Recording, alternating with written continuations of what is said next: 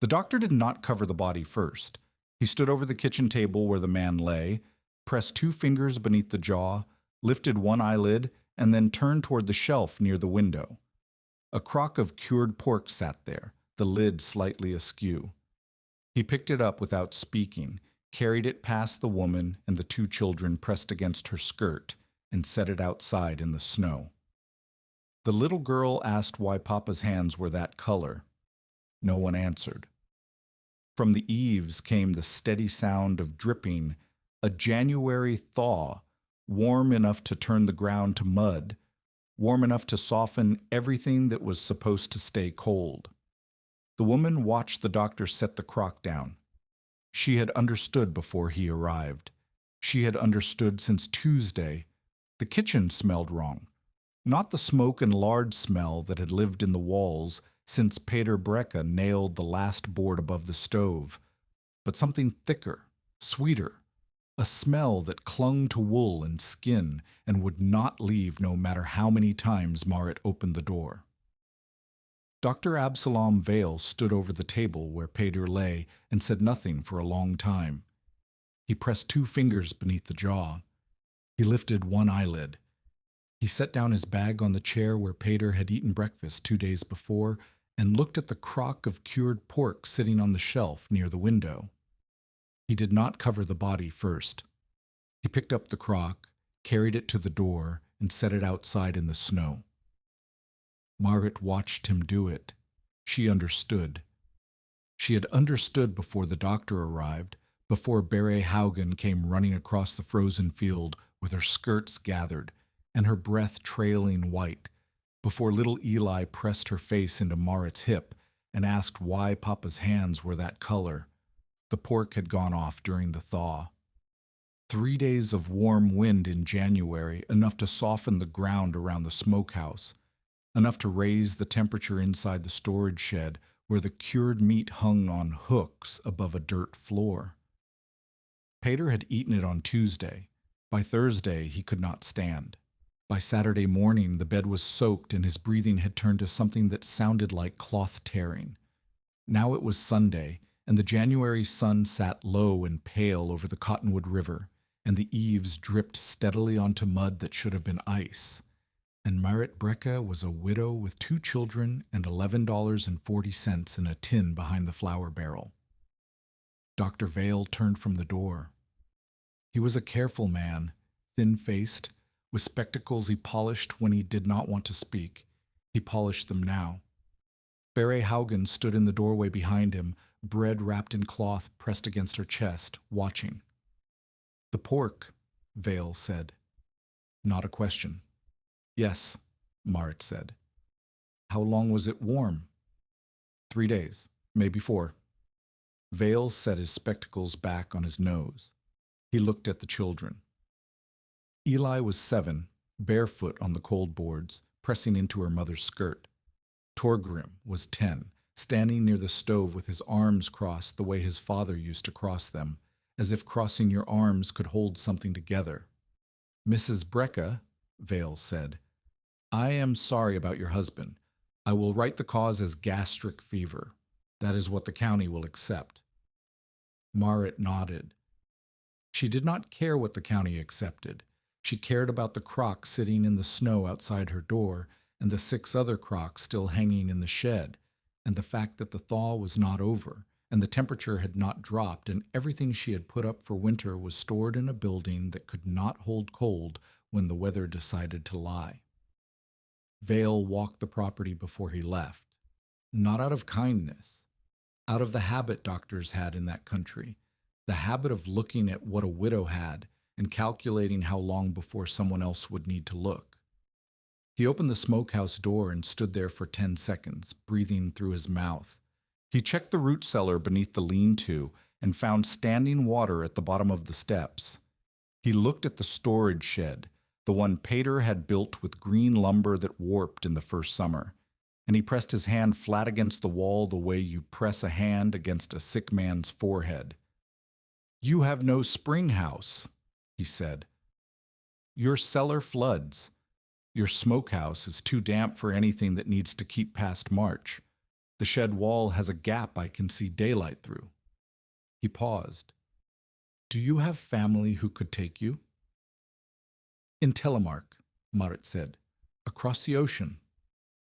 Vale looked at the mud around his boots. The warm wind stirred the bare elm above the yard. From somewhere near the river came the sound of ice shifting, groaning, a sound like heavy furniture dragged across a floor. "Salt your meat heavier," he said.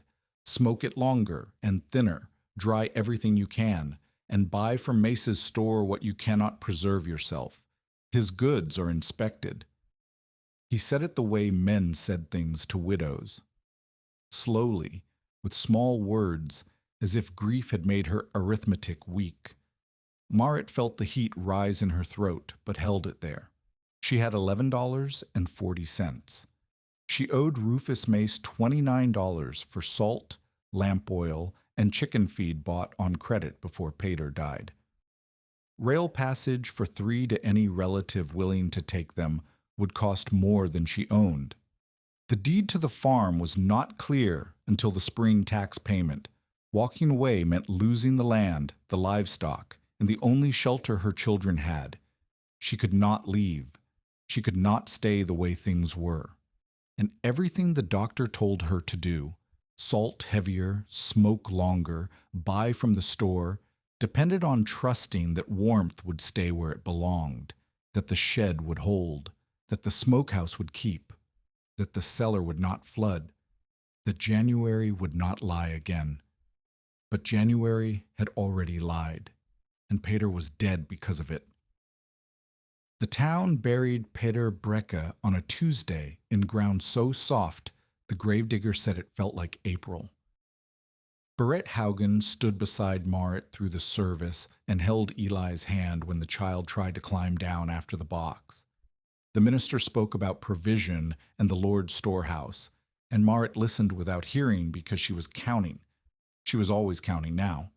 1/2 barrel of flour, 37 pounds of beans, 6 hens, one of which had stopped laying, 3 bushels of turnips in a cellar that smelled like wet clay, 1 milk cow going dry, a smokehouse full of meat she could not trust, and $29 owed to a man who had already begun to circle. Rufus Mace came to the funeral. He stood at the back in his good coat and said the right things, and pressed Marit's hand and told her that if she needed anything at all, his store was open. It sounded like charity. It was not. Mace sold salt pork, smoked ham, barrel salt, vinegar, lamp oil, flour, and credit. Every family within 12 miles of the cottonwood owed him something. He kept his ledgers the way other men kept scripture, with devotion and a fine hand, and he understood what a widow's debt meant. It meant leverage. It meant that if Marit could not pay by spring, he could claim the cow, the hens, or the land itself. And if she could pay, she would pay by buying from him salt, cured goods, everything she could not preserve on her own. Either way, Rufus Mace did well when a woman's husband died in January. Marit knew this. She had watched it happen to Guro Solheim 3 years before, when Guro's husband fell through rotten ice and Mace bought the Solheim woodlot for less than the stumps were worth. Guro now worked at the store weighing salt for the man who owned her land.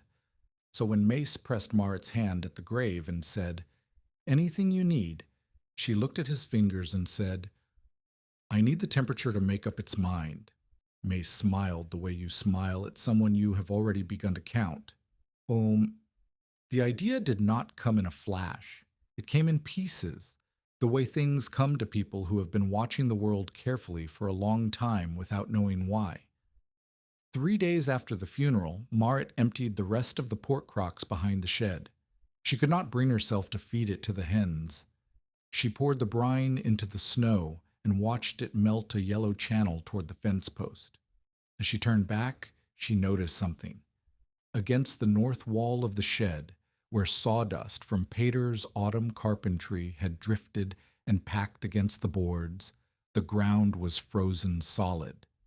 She could feel it through her boot sole.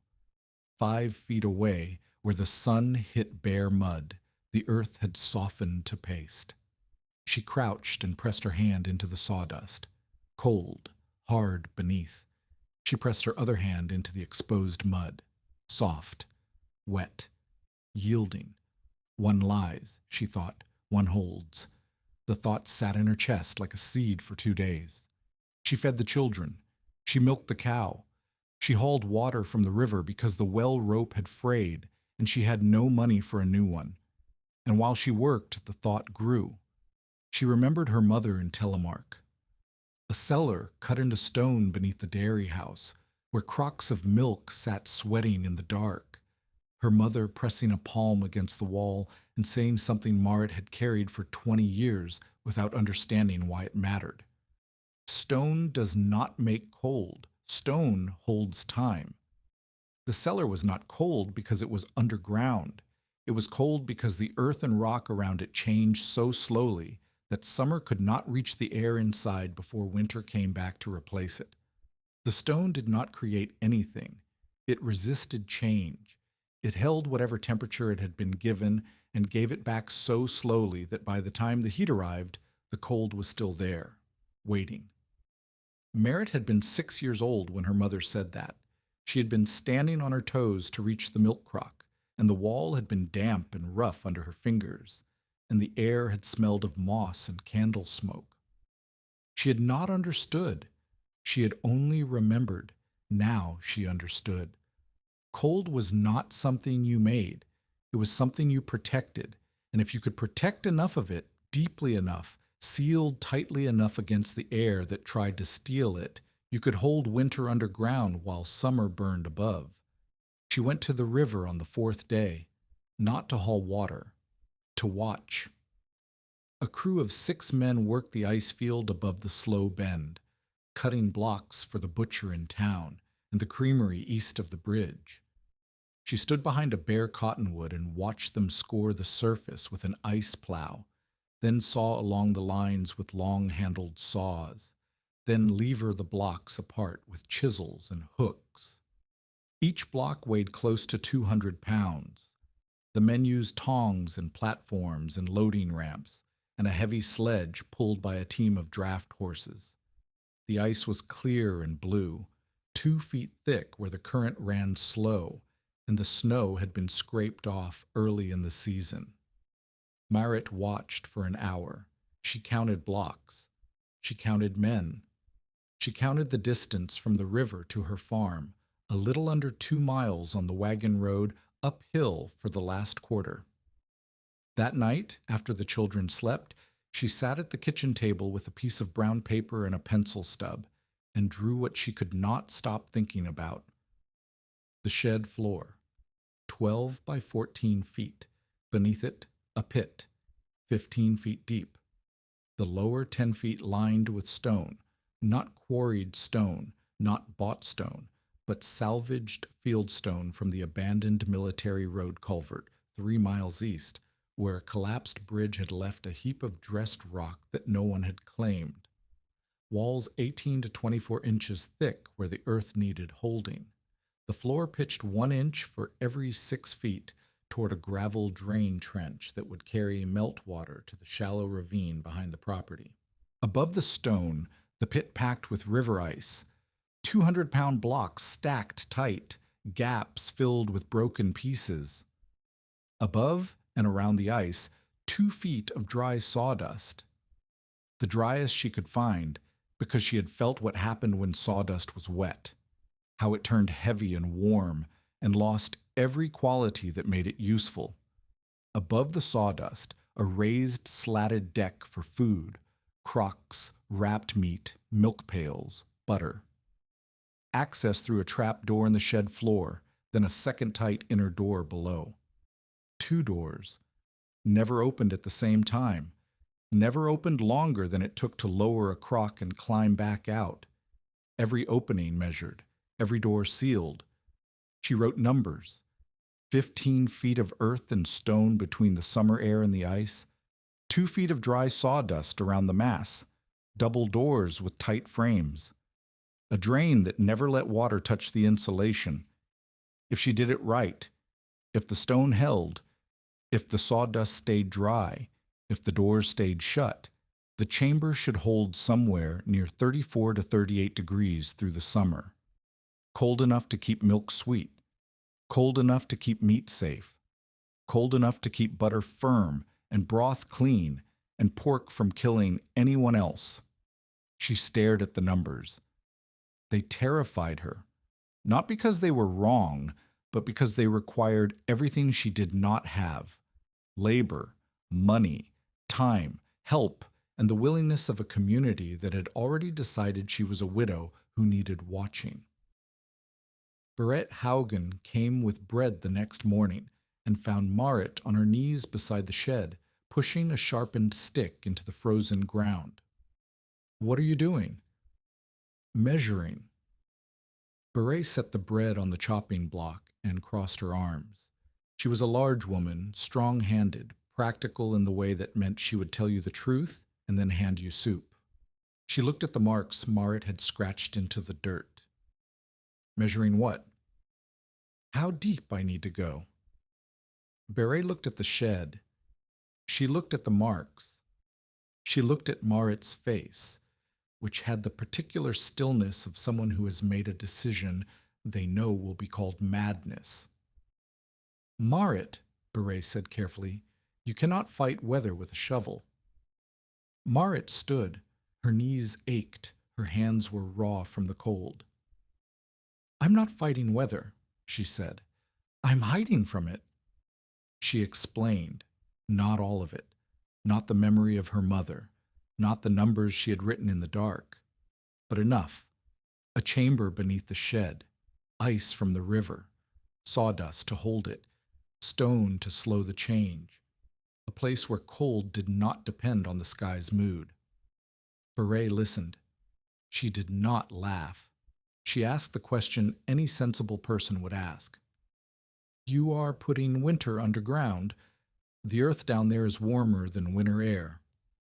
"Not 15 feet down," Marit said, "not packed in dry sawdust, not behind stone and 2 doors." "Jars are not children's food, Marit." "No," Marit said, "but jars do not lie about what holds and what does not." She showed Barrett 3 jars she had set out the night before. One wrapped in wet cloth, one buried in dry sawdust, one sitting bare on the stove bench. The wet cloth jar was cold, but not frozen. The bare jar was warm. The sawdust jar still had frost on its lid. Barrett looked at the jars for a long time. Then she looked at Marit. "That is a clever trick with jars," she said. "Tricks in children's lives are different things." She left the bread and went home. But she did not laugh, and she did not tell anyone else, not yet. The numbers were brutal. Marit sat at the table that night and calculated what the ice house would cost. She needed at least 30 tons of river ice, roughly 300 full blocks at 200 pounds each. Cutting, hauling, and loading. That much ice would require 12 hired men working 2 full days at 75 cents a man per day. That was $18. She had $11.40. She needed 2 teams of horses and 3 borrowed sledges. She needed 80 wagon loads of dry sawdust from the mill. The sawmill owner would sell sweepings at cost, maybe $4 for the full amount if she hauled it herself. She needed rope, timber for cribbing, gravel for the drain, and pitch for the door frames. Another $6 she did not have. She needed stone. The salvaged field stone from the culvert was free for the hauling, but hauling it meant wagons, horses, and days she could not spare. She needed help she could not pay for from people who had no reason to give it. The math was simple. She needed roughly $30 in labor and materials. She had $11.40. She owed $29. Even if Rufus Mace never called the debt, sir, and he would, she was starting $37 short of what she needed to build something that no one in the county believed was possible. She stared at the numbers until the lamp guttered. Then she wrote one more line at the bottom of the brown paper. Pater trusted the weather. The weather lied. She folded the paper and put it behind the flour barrel with the tin of money. Then she went to check on the children. Eli slept with her fist against her mouth. Torgrim lay on his back with his eyes open, staring at the ceiling. "Mama," he said, "are we going to lose the farm?" "No," Marit said. "How?" She sat on the edge of his bed. The house popped and settled in the cold. Outside, the thaw had finally broken, and the temperature was dropping again, and the eaves had stopped dripping, and the silence that came after was the silence of things freezing solid. "I have an idea," she said. "It is going to sound strange." "Stranger than Papa dying from pork?" She almost laughed. Almost. "Yes," she said. "Stranger than that." The general store sat at the crossroads where the wagon road met the mill track, a low building with a porch that sagged on the south end, and a sign that read, "Mace and Sons General Merchandise," in letters that Rufus repainted every spring, whether they needed it or not. Inside, it smelled like kerosene, tobacco, brine, and the particular sourness of old cheese stored too near the stove. Rufus Mace kept his counter between himself and his customers the way a judge keeps a bench, and he watched everyone who entered with the calm attention of a man who knows exactly what they owe. Marit came on a Thursday. She had walked the 2 miles because the horse needed rest, and the road was frozen hard enough to make good time on foot. She wore Pater's coat over her own because the wind cut through wool like it was not there. She carried a list written on the same brown paper she had used for her calculations, folded so the numbers did not show. She asked the sawmill owner, who was buying nails at the counter, about dry sawdust, how much he had, what he would charge, whether she could haul it herself or needed to arrange delivery. The sawmill owner opened his mouth to answer. Rufus Mace spoke first. He leaned forward on the counter with both hands flat, the way he did when he wanted everyone in the store to hear. "Sawdust," he said, "is what men sweep away, Mrs. Brecka. You are asking to buy sweepings and bury water." 3 men near the stove turned to listen. The sawmill owner closed his mouth. "I'm asking about sawdust," Marit said. "I did not ask you." "You are in my store," Mace said. "Everything asked in my store is asked of me." He smiled. It was the smile of a man who had practiced being reasonable until reasonable looked exactly like cruelty.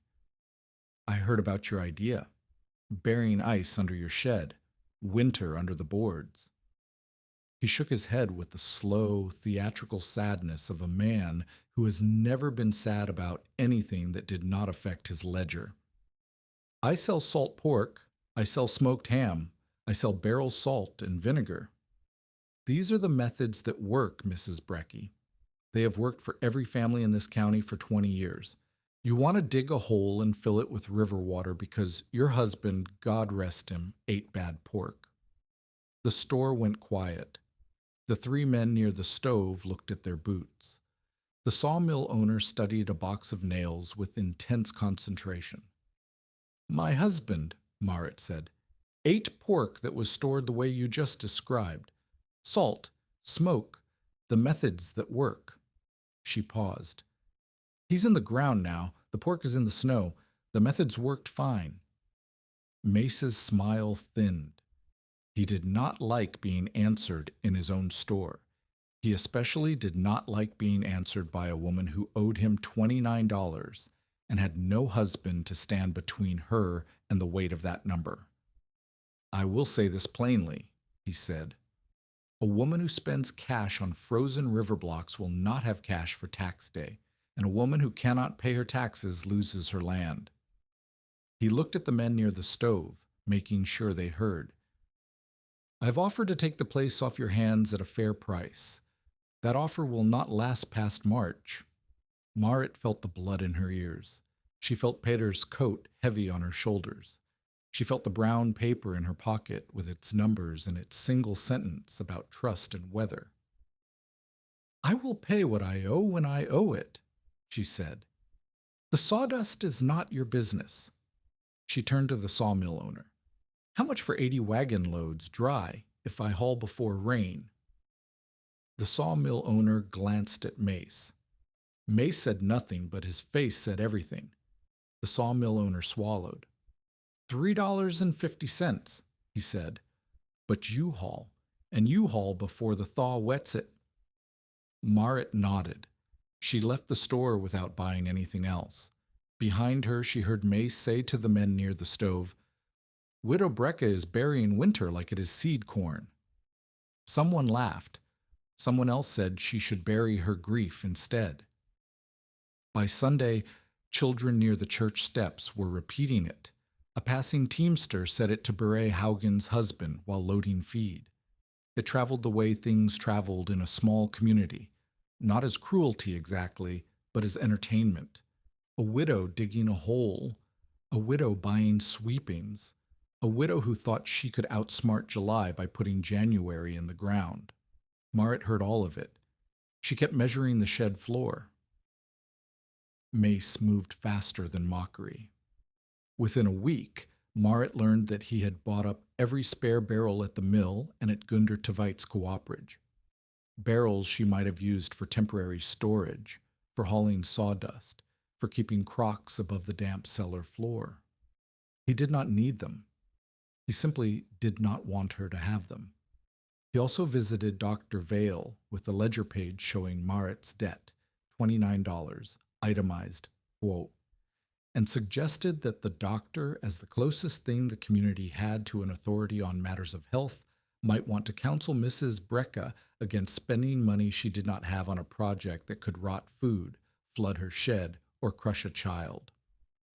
Dr. Vale came to the farm on a cold Friday morning. He stood in the yard and looked at the marks Marit had scratched around the shed and the pile of salvaged stone she had already begun hauling from the culvert with Torgrim's help and a borrowed handcart. "Mrs. Brecka," he said, "I have seen ice houses. The creamery has one. The hotel in town has one.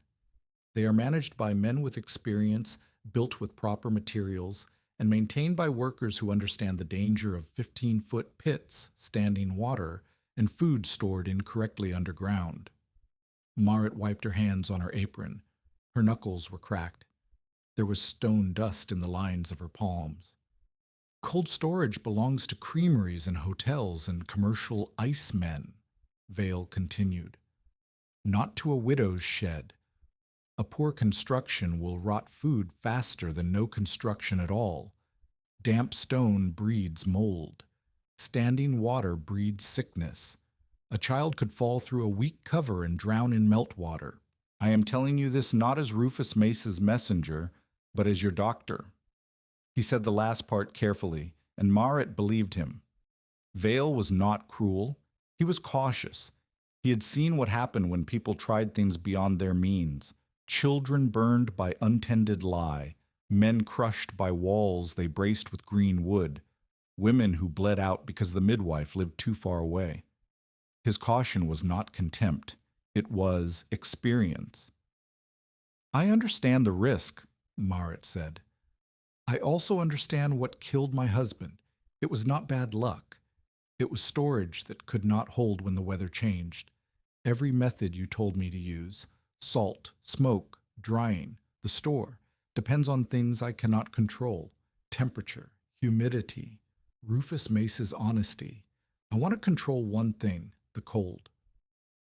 Vale polished his spectacles. He looked at the stone pile, at the shed, at the marks in the frozen ground. He looked at Torgrim, who stood near the handcart with a stone the size of a bread loaf balanced on his hip. "Your determination does not change physics, Mrs. Brecka." "No," Marit said, "but physics is what I am depending on." He left without forbidding it. He could not forbid it. She was not his patient, and the farm was not his jurisdiction. But his visit confirmed what Marit already knew. Every hand she might have hired had now heard two things. The widow was digging a hole that would fill with water, and the doctor himself had warned her against it. She stood in the yard after he left and listened to the river. Ice groaned somewhere upstream. The wind smelled like iron and old snow. $4.15 remained after the sawdust payment. The culvert stone was free but heavy. The ground was frozen but would not stay frozen, and every man in the county who could swing a pick or hitch a team had just been told in the gentlest possible way that helping the brick a widow was helping her fail. Marit picked up a stone from the pile and carried it to the shed wall. Then she went back for another. She began digging on the 1st of February, alone except for Torgrim. The top foot was the worst. Frozen crust, hard as fired clay, resistant to the pick in a way that sent shocks through her wrists and into her shoulders. She swung in short arcs because she could not generate the force for long ones. Torgrim dragged the loosened chunks away in a canvas sling and dumped them beside the fence. By the end of the first day, they had cleared a rectangle 4 feet by 6 feet to a depth of 14 inches. The plan called for 10 by 12. They were not even through the frost line. Her palms split on the second day, not blisters. The skin cracked along the lines, deep enough to bleed into the pick handle and freeze there. She wrapped them in strips of flour sacking and kept swinging. Torgrim said nothing about the blood. He had stopped talking about most things since the funeral. He hauled and dumped and hauled and dumped, and when Marit told him to rest, he sat on the stone pile and watched her work with an expression that was not a child's expression. On the third day, she hired 2 men. Not the men she wanted, those had heard Mace's warning and Vale's visit and found reasons to be busy. These were Halvor Lund and his cousin, a man everyone called Keg because of his shape. They were not good workers. They were available. They cost 75 cents each per day, and they complained about the frozen ground, and Halvor asked twice whether she was sure about the depth, and Keg said he had never dug a hole for a woman's shed that a man would not put his cellar in. But they dug. By the end of the first week, the pit was 6 feet deep and nearly full width. The frozen crust had given way to clay at 4 feet. Heavy, wet clay that clung to shovels and had to be scraped off with a flat stone every 10 strokes. At 6 feet, one side slumped. The clay wall folded inward like a tired man leaning against a door, and a shovel disappeared under the slide, and Marit's right boot sank to the ankle before she yanked it free. Halvor stopped digging. "That is what happens," he said. "You go deep in clay, it pushes back." Marit looked at the slumped wall. She looked at the pile of salvaged stone she had been hauling all week. She looked at the sky, which was iron gray and promising more cold. "We need cribbing," she said. "You need a man who knows what he is doing," Halvor said. He was not wrong, but the man she needed had not yet arrived. That came on the 8th day of digging, at the moment when the project had grown large enough to be visible from the road and small enough to look like failure. Marit was at the salvage pile behind the old cooperage, trying to buy a set of broken ice tongs from the scrap bin, when a voice behind her said, "Those tongs have no teeth left. You will drop every block before it clears the ramp." She turned. The man was old, 60 or more, with a face like leather that had been left in rain and then baked dry. He had a stiff left knee that made him stand with one hip cocked, and his hands were the hands of someone who had gripped iron tools in cold weather for more years than Marit had been alive. He wore a canvas coat patched with sailcloth and a hat so shapeless it might have been a rag that had given up. "I know they have no teeth," Marit said. "I was going to file new ones." The old man looked at her. He looked at her hands, wrapped in flour sacking with blood-dried brown along the edges. He looked at the handcart behind her, loaded with 2 field stones and a broken chain. Filing teeth on tongs that size takes a bench vise and a 12-inch bastard file, he said, and hands that do not shake. My hands do not shake. They will if you keep splitting them on a pick handle. He paused. You are the widow digging under her shed. I am the widow building a cold chamber under her shed. Yes. He studied her for a moment. There was no pity in his face, no mockery either, something more careful, more precise. The look of a man who has spent his life measuring things, ice thickness, current speed, load weight, and who cannot stop measuring even when the thing in front of him is a person. How are you keeping meltwater from wetting the sawdust? He asked. The question was so specific, so precisely aimed at the single point of failure that had kept Marit awake for 3 nights that she answered before she could decide whether to trust him. By never letting it reach the sawdust, she said. Gravel sump, stone drain pitched toward the ravine. The drain stays lower than the ice floor so water flows out, not up. The old man's expression changed. Not much. A tightening around the eyes, the kind of shift that happens when someone expecting nonsense hears precision instead. How thick is your sawdust cap? 2 feet, dry, turned and checked. How many doors? 2. Trap above, sealed frame below, never both open. He was quiet for a long time. A wagon passed on the road. A dog barked somewhere near the mill. The February wind moved through the bare trees with a sound like paper shuffling. My name is Odmund Kavam, he said. I ran ice crews on the Cottonwood and the Blue Earth for 19 years before my knee quit. I have built 7 commercial ice houses, 3 for creameries and 4 for hotels, and 1 for a butcher who did not listen and lost his entire summer stock in June. He pointed at Marit's bleeding hands. That butcher also thought he could build without help. Marit felt something shift in her chest. Not hope. She had stopped using that word. Something harder. Recognition. The feeling of hearing someone speak the same language you had been speaking alone. I cannot pay you, she said. I did not ask for pay, Odmund said. I asked about your drain. He stood there with his stiff knee and his measuring eyes and his hands that knew what hers were trying to learn. Show me the site, he said, and show me your stone. If the stone is wrong, nothing else matters. Tell us in the comments, have you ever been doubted by someone who did not understand what you were building? They walked back to the farm together, Marit pulling the handcart and Odmund limping beside her with a pace that was slow but never stopped. He did not offer to pull the cart. He did not offer sympathy. He asked questions. How deep was the pit now? What was the soil composition below 6 feet? Had she tested the ravine grade for drainfall? Where exactly was the sawdust stored, and had rain touched any of it? By the time they reached the shed, Marit had answered 19 questions, and Odmund had said nothing that was not another question. He stood at the edge of the pit, 7 feet deep now, with the slumped clay wall propped against a rough oak plank Halvor had jammed in before quitting, and looked down for a full minute. Then he looked at the stone pile. He picked up a piece and turned it. He set it down and picked up another.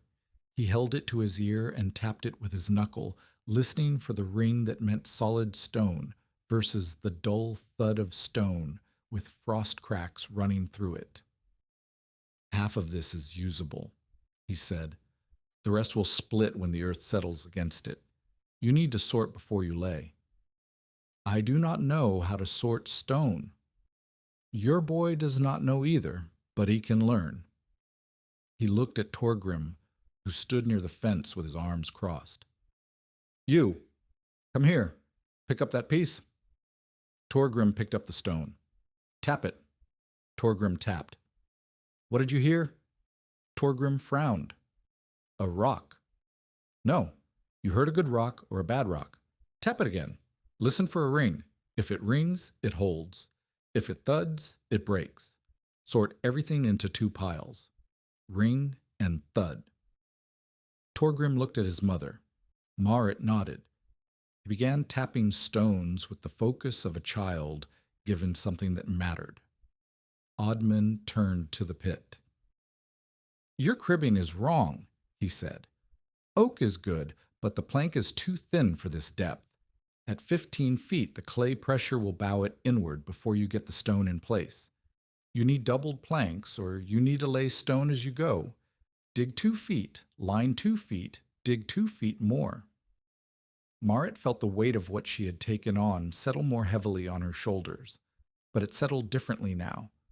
Before Oddman, the weight had been formless, a crushing sense of impossibility. Now it had edges, specific problems with specific solutions. That was not lighter, but it was something she could carry. I have $4.15, she said. I owe $29 to Rufus Mace. I have no hired men willing to come back. The ground will thaw before I reach 15 feet, and you are telling me my cribbing is wrong. Oddman looked at her. The February light was thin and gray.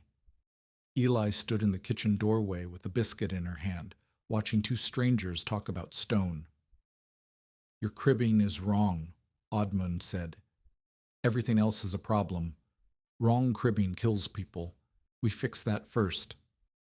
He reached into the pit and pulled out the bowed oak plank. It came free with a sucking sound, and the clay wall behind it shivered but held. Tomorrow, he said, I will bring proper timber and a lesson about ice that your jar trick missed. He limped away down the road toward town. Marit watched him go. Behind her, Torgrim tapped a stone and said, Ring. Then he tapped another. Thud.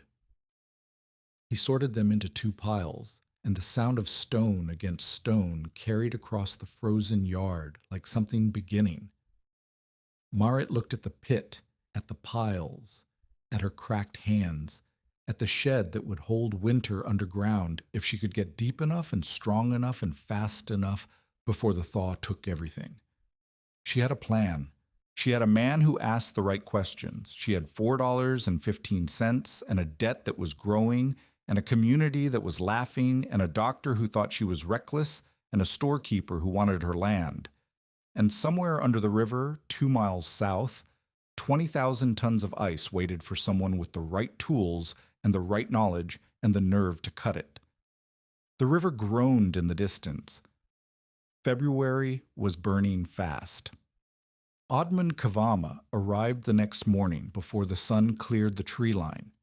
He brought 2 things, a bundle of rough-sawn oak planks, each 2 inches thick and 8 feet long, and a wooden box the size of a Bible filled with iron wedges, a hand drill, and a coil of tarred rope. He set the box on the shed floor and the planks against the wall and stood looking down into the pit with his hands in his coat pockets. First lesson, he said. He held a candle near the gap where the shed wall met the ground. The flame bent sideways, pulled toward the pit. You see that? Marit saw it, the flame leaning, flickering, reaching toward the opening like a hand. That is summer walking in, Oddman said. Every crack, every gap, every place where a board does not meet another board, that is a road for warm air. Warm air rises, cold air sinks, and the moment you give warm air a path down, it takes it. Your ice is not fighting the sun. Your ice is fighting every crack in this shed. He sealed the gap with tarred rope and a wedge. Then he walked the entire perimeter, holding the candle near every joint, every knothole, every place where Pater's green lumber had warped and pulled apart. He counted 11 leaks. Marit had not seen any of them. Second lesson, he said. He sent Torgrim for 2 buckets. One he filled with dry sawdust from the pile. The other he filled with sawdust he had wetted from the water barrel. He set both on the shed floor and poured a cup of warm water over each. "Put your hand on top," he said. Marit put her hand on the dry sawdust bucket. Cool. Still. The warmth of the water had vanished into the mass without reaching the surface. She put her hand on the wet sawdust bucket. Warm. Not hot, just warm. But the warmth was moving through it, climbing, spreading. The wet sawdust conducted heat the way dry sawdust did not. "Dry sawdust is dead air," Odmund said. "Dead air does not move heat. Wet sawdust is a bridge. You might as well pack your ice in warm mud." He picked up a handful of the wet sawdust and squeezed it. Water ran through his fingers. If one corner of your chamber gets wet and you do not catch it, that corner melts the ice next to it. The melt wets more sawdust, and within 2 weeks you have a warm hole full of dirty water instead of a cold room full of food. Marit understood.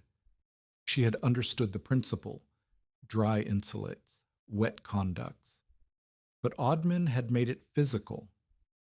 She could feel the difference in her palms. That mattered more than any explanation. "Third lesson," he said. They walked to the pit. He pointed at the gravel drain trench Marit had begun scratching into the clay floor. "Your pitch is wrong. You have it falling toward the ravine, which is correct, but the last 4 feet rise. Water will pool here." He drew a line in the clay with his boot. "Pool means wet. Wet means warm. You must dig the drain lower than any point on the ice floor all the way to daylight. If meltwater cannot leave by gravity, it stays. And if it stays, it kills everything above it."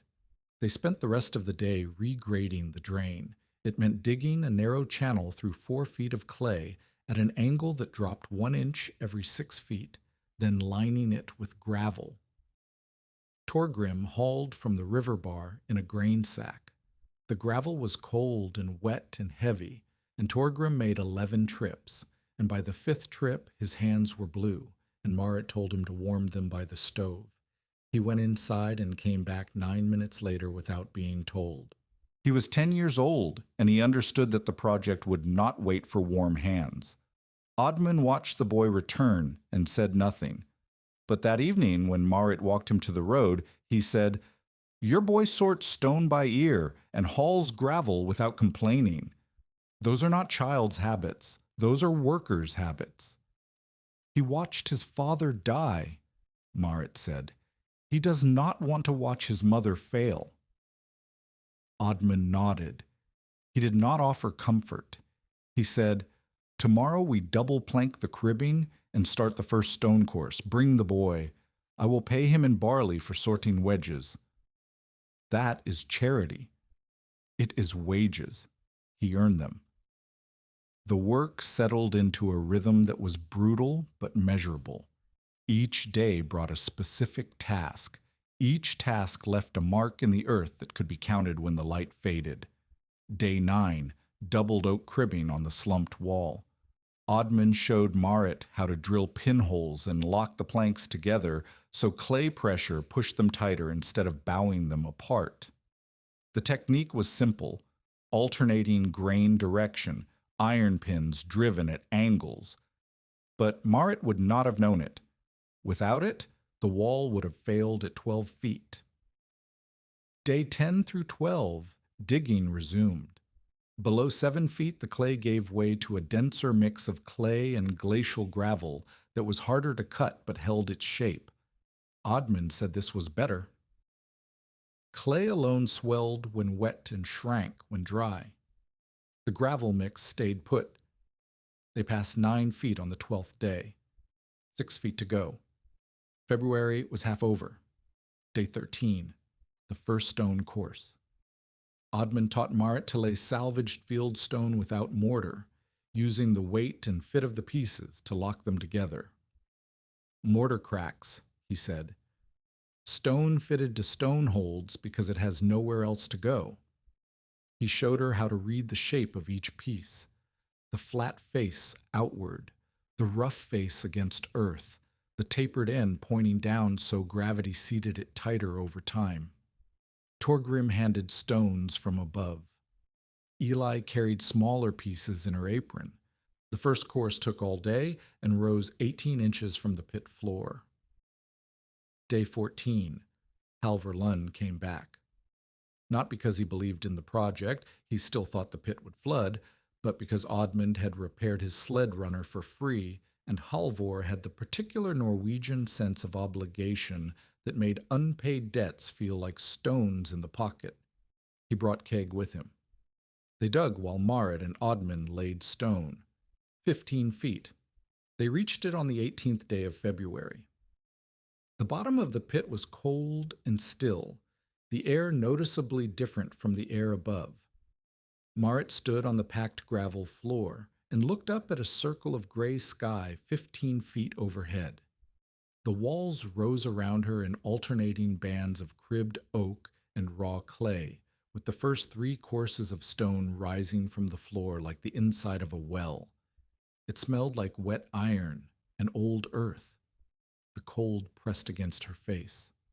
Oddmund lowered himself down the ladder, carefully, favoring the stiff knee, and stood beside her. He held his hand flat against the stone wall. "Feel," he said. Marit put her palm against the stone. It was cold. Not winter cold, deeper than that. The cold of earth that had not been warm since autumn. The cold her mother had called time. "This is what you are keeping," Oddmund said. "Not ice, not temperature, stillness. The earth down here does not know what the sky is doing. Your job is to make sure it never finds out." The words settled into Marit's chest the way her mother's words had settled 27 years before, in a cellar in Telemark, with moss on the walls and a milk crock sweating in the dark. She pressed her palm harder against the stone and felt the slow, implacable cold pushing back, not fighting her, holding, waiting. They still needed to finish the stone lining, 7 more courses to bring it up 10 feet. They needed to lay the gravel drain properly and test it with water before any ice went in. They needed the slatted food deck, the trap door, the inner door frame, the sawdust, and then the ice itself. 20 days of work at minimum. February had 12 days left. The numbers were not friendly, but they were specific, and specific was something Marit could work with. Progress came in stone courses and setbacks. Course 4 went up fast. Halvor and Keg had found their rhythm with the digging completed and turned their strength to hauling stone from the road while Oddmund directed placement. Marit chipped and fitted. Torgrim ran mortar sand, though they used no mortar. The sand filled hairline gaps between fitted stones and gave the wall a tighter seal. Course 5 slowed. The salvaged stone was running out. Marit made 2 trips to the culvert for more and found that someone, she could not prove who, had dumped a load of brush over the best remaining pieces. It cost her half a day to clear it. When she told Oddmund, he said only, "Mace," and went back to fitting stone. She could not prove it was Mace, but Mace had been to the culvert the week before, asking Gundr Tveit about road repair that no one had ordered, and the brush was fresh cut, not windfall. The conclusion sat in her stomach like bad water. Course 6 brought the first real argument between Marit and Oddmund.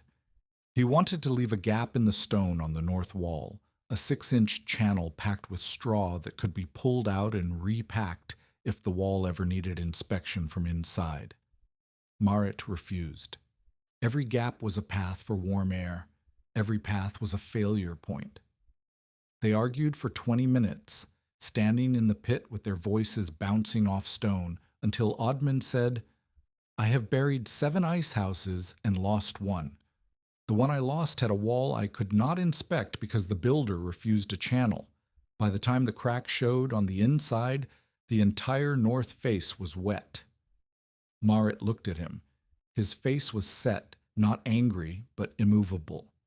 the face of a man who had lost something because someone else refused to listen. 6 inches, she said, packed with dry straw, inspected every month. If the straw is wet, we pull it. Every 2 weeks, Odmund said. Every 2 weeks. They laid the channel and packed it tight. It was the first time they disagreed, and the first time both of them bent. The wall was stronger for it. Course 7 hit trouble. A warm day, just one, just enough to send meltwater trickling down the inside of the pit where the cribbing met the stone, turned a section of filled gaps into mud. The sand washed out of 3 joints in the lower courses, and water pooled on the gravel floor near the drain. Odmund heard the difference before he saw it. The drain had been running with a thin, clear sound, like a finger drawn along the rim of a glass. Now it burbled. Burbling meant resistance. Resistance meant backup. They found the blockage at the outlet, a clump of clay and dead grass where a muskrat had begun building in the drain channel overnight.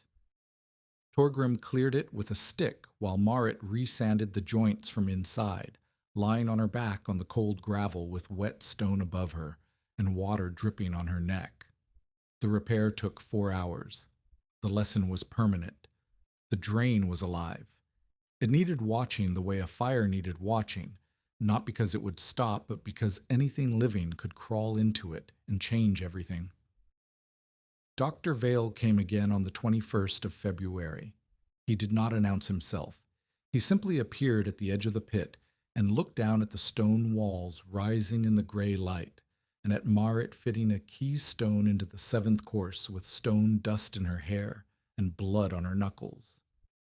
"Deeper than I expected," he said. Marit did not look up. 15 feet. "The stonework is competent. Who laid it?" "I did, with instruction." Vale polished his spectacles. He looked at Odmund, who stood on the far side of the pit tamping gravel into the drain. "Kvama," Vale said, "I did not know you were involved." "Now you do," Odmund said, without looking up. Vale stood there for a long moment. Then he said, "If a child falls into this pit, Mrs. Bricka, it will be your liability and mine, because I knew about it and did not stop it." "The trap door will be bolted," Marit said. "The inner door will be latched. The children know the rules." "Children forget rules." "Not these children." Vale left. He had come to condemn and instead had seen competence. That did not change his mind. He was too careful for that, but it changed his voice. The next time someone in town mentioned the widow's hole, Vale said nothing. Silence from the authority skeptic was not endorsement, but it was the absence of opposition, and in a community that small, absence was almost as useful. The sawdust arrived in the first week of March. 43 wagon loads, not 80. The sawmill owner had sold the rest to a farmer building a potato pit, and rain had dampened the bottom layer of what remained. Odmund made them spread the wet sawdust in Marit's barn loft and turn it with hay forks every morning until it dried. It took 5 days. 5 days they did not have. Meanwhile, the ice cutting began. Odmund took Marit to the river on the last day of February and taught her what 19 years on the ice had taught him. "Not there," he said. She had pointed to a wide, smooth section near the bank. Snow ice, cloudy, full of air pockets. Air pockets melt first and turn your blocks into sponges. He led her upstream to a slow bend where the current moved beneath clear, dark ice 2 feet thick. Here, the water is clean, the current is gentle, the ice froze from the top down without interruption. This is the ice that keeps. He showed her how to score the surface with an ice plow, a heavy bladed tool pulled along a guide plank to cut a groove an inch deep, then how to saw along the groove with a long-handled ice saw, the blade dropping into the scored line and cutting with a rhythm that sounded like breathing. The blocks separated along the saw lines with a crack that echoed off the far bank. Each block was 20 inches by 30 inches by 24 inches deep. Each weighed close to 200 pounds. Marit could not lift them. Oddmund could not lift them. But with loading tongs and a plank ramp and the leverage of two people working in rhythm, they could slide them onto a sledge. It was slow, one block every 12 minutes. They needed 300. Halvor and Keg came back for the ice work, not because Oddmund asked, but because Halvor's wife had tasted milk from Marit's trial crock, milk stored in the half-finished chamber overnight, and said it was colder and sweeter than anything from their own cellar. Halvor did not admit this was the reason. He said he was bored, but he brought his team and his sledge and his cousin, and they cut ice from dawn to dusk for 3 days. A neighbor named Sjur Espeland appeared on the second day with a team and said nothing except, "Where do you want them?" He had lost a child to summer sickness 2 years before. Not pork, but milk that turned in the heat, given to a baby who could not refuse it. He did not explain why he had come. He did not need to. By the third day, they had cut 160 blocks, 13 tons. Enough to fill the bottom third of the chamber, but the temperature was climbing. The river ice was softening at the edges. Oddmund tested the thickness every morning by drilling a hole and measuring with a marked stick. 24 inches on the first day, 23 on the second, 21.5 on the third. 2 more days, he said, then the ice is too thin to cut safely. A man goes through at 18 inches. 2 more days. They needed 140 more blocks. That was 70 blocks a day. They had been averaging 53. Marit went to the church on Sunday morning, not to pray but to ask. She stood outside after the service and spoke to every man she could reach. Most looked at their boots. 2 said they would think about it. 1 said, "Ask Mace, he has horses." She did not ask Mace. Instead, she went to Beret Haugen. "I need haulers," she said. "Not men who believe, women who can drive a team." Beret looked at her for a long time. Then she said, "My children will not pay for grown people's laughter." She hitched her team and drove to the river. 3 women came with Beret: Ragna Moen, Birgit Stensland, and old Gertrude Flatten, who was 64 and could not lift a block but could drive a loaded sledge better than any man in the county because she had been driving since before most of them were born. The men on the ice field stopped cutting and stared. Oddmund did not stare. He pointed to the loading ramp and said, 2 blocks per sledge. Stagger the weight. Do not let the runners cross the scoring lines, or you will crack a block we have not cut yet. They worked. 47 blocks the first day, 61 the second, a total of 286 full blocks and 27 broken pieces that Marit packed into the side gaps, just under 30 tons. Oddmund measured the last load with a weighing chain and said, "Enough. If you keep the sawdust dry and the doors shut, this holds through September." If. By the middle of March, the chamber was loaded and sealed. The ice filled the lower 8 feet in a solid mass, blocks fitted tight, broken pieces wedged into every gap. Above the ice, 2 feet of dry sawdust, the sawdust they had dried in the loft, turned and checked and turned again until Oddmund pressed a handful and declared it dead enough to trust.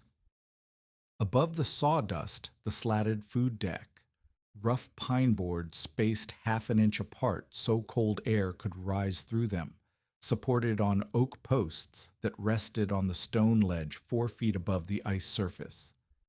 The trap door in the shed floor was bolted with an iron hasp. Below it, 6 rungs of ladder led to the inner door, a tight-framed double-planked hatch sealed with tarred rope, hinged to swing inward, so that opening it pulled cold air up rather than pushing warm air down. Odmund stood in the chamber and recited the rules. Never open both doors at once. Never store warm food. Let it cool to air temperature before it goes below. Never let meat drip onto lower shelves. Never trust a temperature reading taken near the door. Measure at the far wall, low. And never, never leave a door open longer than it takes to set a crock and climb out. Every second of open door is summer walking in. Marit lowered a spirit thermometer on a string. At dawn, the reading was 36 degrees. At noon, 37. She opened the inner door, climbed down, set a crock of milk on the food deck, climbed back up, and closed the door. It took 41 seconds. She counted. She would always count. After one door opening, the thermometer read 38 near the ladder and 35 near the stone wall. She wrote the numbers on a board and hung the board inside the shed. Then she wrote the time and the date. Then she wrote the word milk. Odmund looked at the board and said, "That is the most important thing in this room. More important than the ice, more important than the stone. That board tells you whether the chamber is keeping its promise or breaking it. If the numbers climb and do not come back down, something is wet, something is open, or something is wrong. The board does not lie." "Neither does stone," Marit said. "Stone holds," Odmund said. "That is different from not lying." He left that afternoon, walking back toward town with his stiff knee and his measuring eyes. He would be back. He came every third day now, checking the drain, checking the sawdust, checking the temperature board. He had begun teaching Marit to sharpen the ice saw and maintain the tongs. She had begun teaching him her system of tally marks, a vertical line for each degree, a circle for each door opening, a cross for each item stored.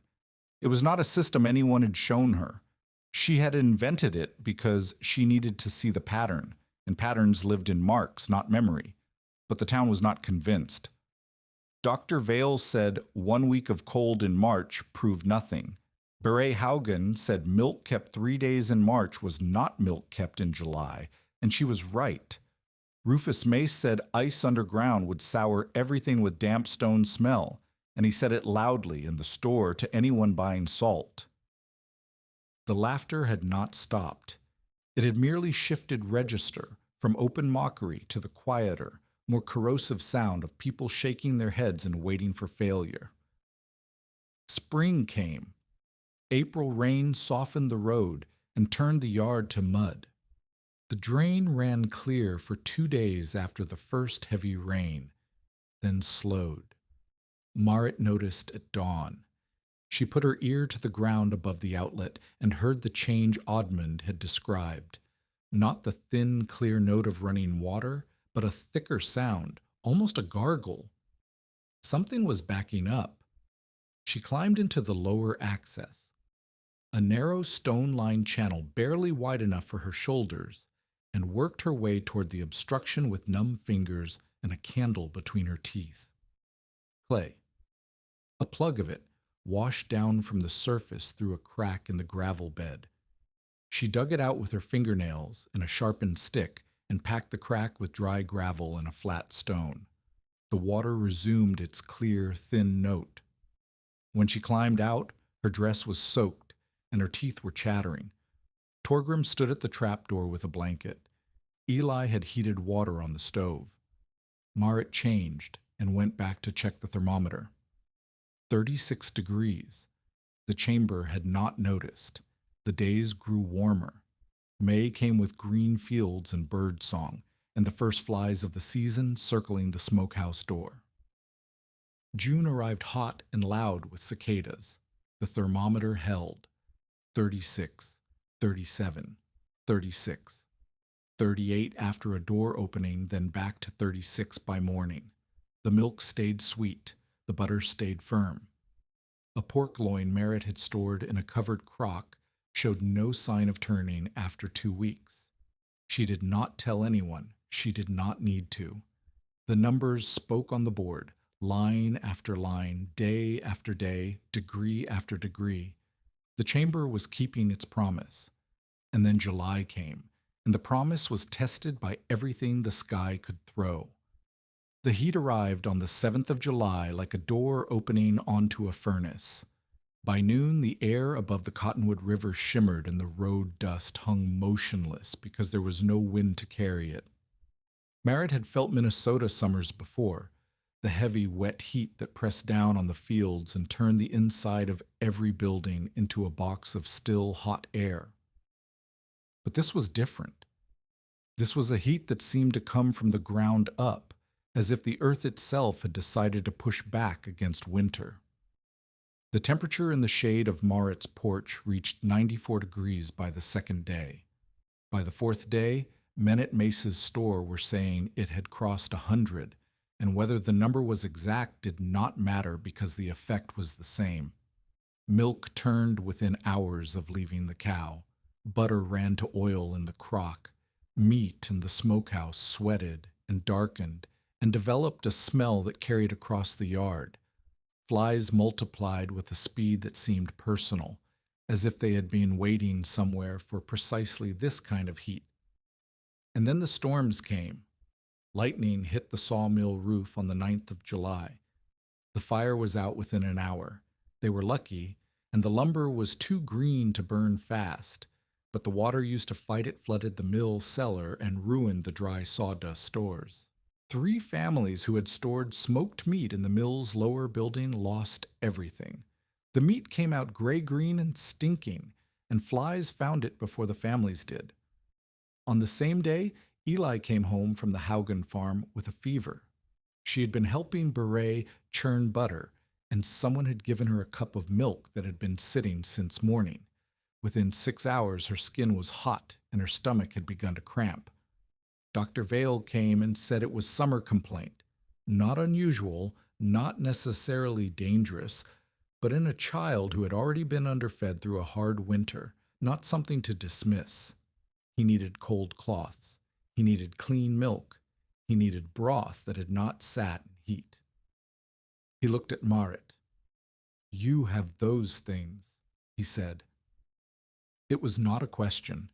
It was the first time he had acknowledged what the chamber contained. Marit went to the shed. She unbolted the trap door, descended the ladder, opened the inner door, and stepped into air that felt like October. The thermometer read 37 degrees. Outside, the world was 100 degrees and burning. In here, the stone walls breathed cold, and the ice mass sat beneath its sawdust blanket, and the only sound was the thin note of the drain running clear. She took the milk crock, a jar of broth she had stored that morning, and a clean cloth soaked in the cold air. She closed the inner door, climbed the ladder, and bolted the trap. 43 seconds. She counted. The milk was cold and clean. The broth was clear and cool. The cloth, when she pressed it to Eli's forehead, made the child sigh in a way that sounded like the first breath after holding your breath too long. Vale took the milk and smelled it. He tasted it. He looked at Marit with an expression she had never seen on his face. Not admiration, not yet, but the raw surprise of a man who has been wrong about something and cannot hide it. "How cold?" he said. 37. Steady since March. He said nothing else. He tended Eli, but his hands held the milk crock the way you hold something that has changed your understanding of what is possible. The crisis did not pause for one child's fever. It stacked. By the 11th of July, Beret Hogan's cellar butter had turned, not just soft, rancid. The smell rose through her kitchen floor and made the children gag. She poured it out behind the barn and stood in the heat with her hands on her hips and her face set in the expression of a woman deciding whether to do something she had spent months refusing to do. She came to Merritt's farm at noon. She carried 2 crocks of cream and a pail of fresh milk. "Can your chamber hold this?" she said. Not a question, a surrender. Merritt hesitated. Every opening cost cold. Every crock added warmth. The chamber was holding, But holding was not the same as limitless. She looked at the cream.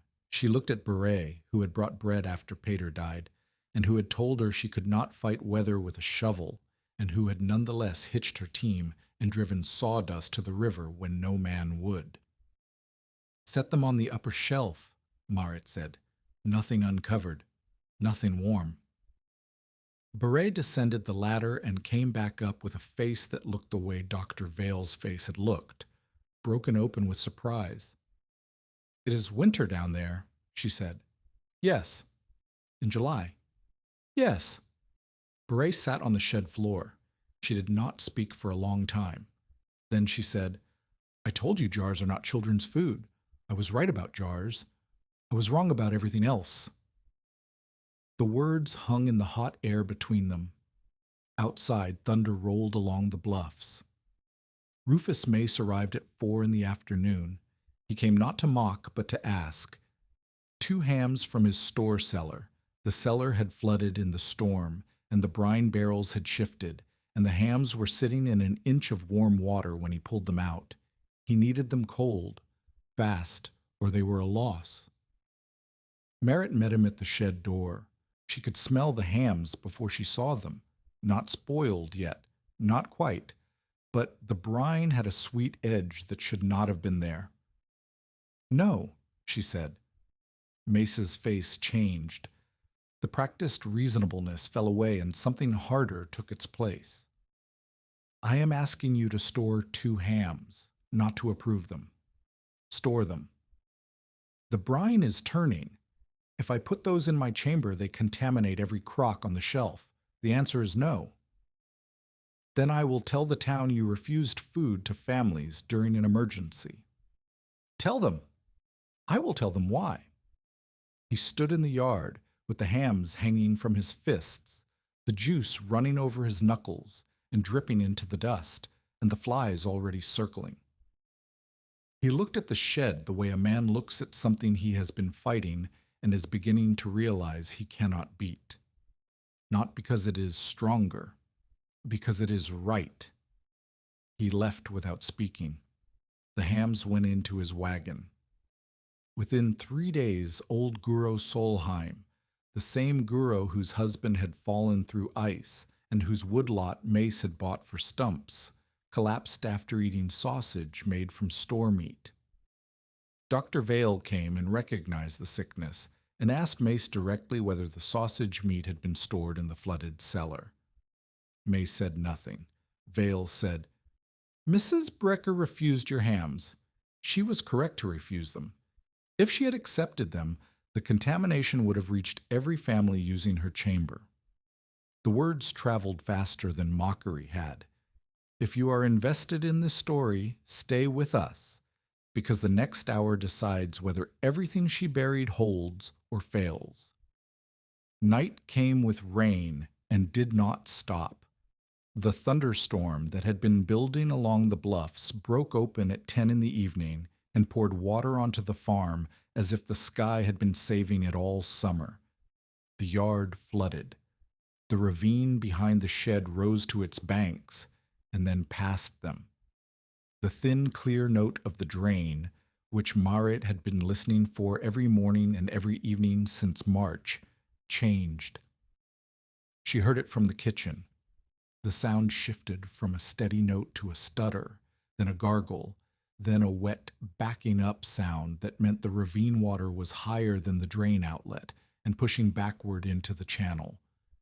Marit was out the door before she finished thinking. The rain hit her like a wall. She could not see the shed until lightning lit the yard, and in that flash she saw water running across the ground toward the shed foundation, pooling against the north wall where Pater's warped lumber met the earth. She opened the trap door. The inner door was shut and latched. She pressed her ear to it and listened. Below, the drain sound was wrong. Not stopped, not yet, but fighting. Oddman arrived. She did not know how he knew.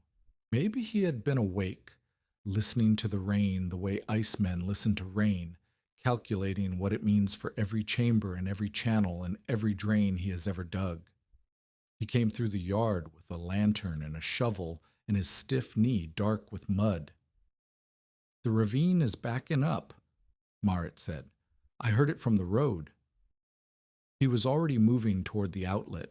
The lantern threw shadows across the wall of water pouring from the sky.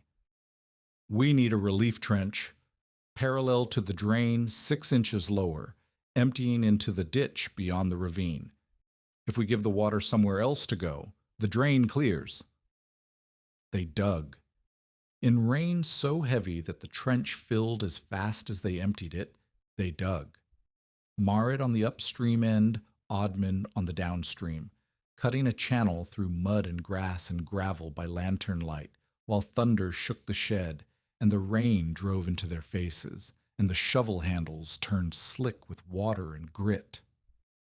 Torgrim appeared. He had pulled on Peter's boots and Peter's coat, and he stood at the edge of the trench with a lantern in each hand, one for Marit and one for Oddmund, and he counted shovel strokes because counting was what he did when he was afraid. 1, 2, 3, 4. Each stroke a small victory against the water that wanted to drown his mother's work. At 1 in the morning, the trench connected to the ditch. The backed-up water surged through the new channel with a sound like a held breath released, and the pressure on the main drain eased, and the thin, clear note returned. Not perfect, not yet, but present, audible, alive. Marit climbed down through the trap door and the inner door and stood in the chamber with a candle. The walls were wet in one place, the northwest corner, where the drain channel passed closest to the stone.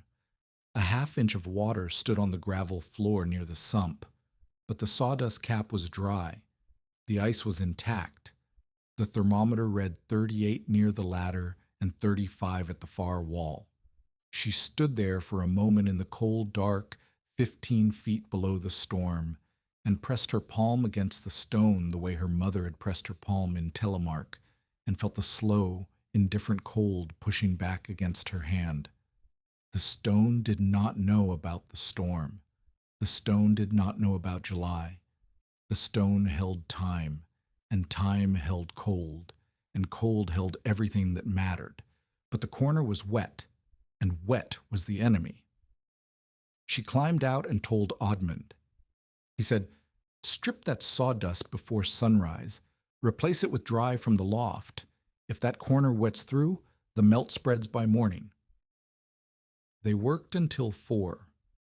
Marit stripped the wet sawdust by hand, 2 bushels of it, heavy and warm to the touch, already beginning to conduct the heat it should have been blocking. She hauled dry sawdust from the barn loft in grain sacks and packed it into the corner, tamping it tight, sealing the cold back behind its barrier. When she finished, the thermometer read 37. The corner was dry. The drain was running clear. The rain had slowed to a steady fall that would last 2 more days but would not overwhelm the new relief trench. Marit climbed out for the last time and sat on the shed floor. Her hands were raw, her dress was soaked, her muscles shook from 6 hours of digging and hauling in the dark. Oddman sat beside her, breathing hard, his stiff knee stretched out straight. "It held," she said. "It held because you heard it," he said. "If you had slept through the sound changing, you would have woken to a warm room and wet sawdust and 30 tons of melting ice. You heard it too, from the road. I am an old man who does not sleep when it rains. You are a young woman who cannot afford to sleep when it rains.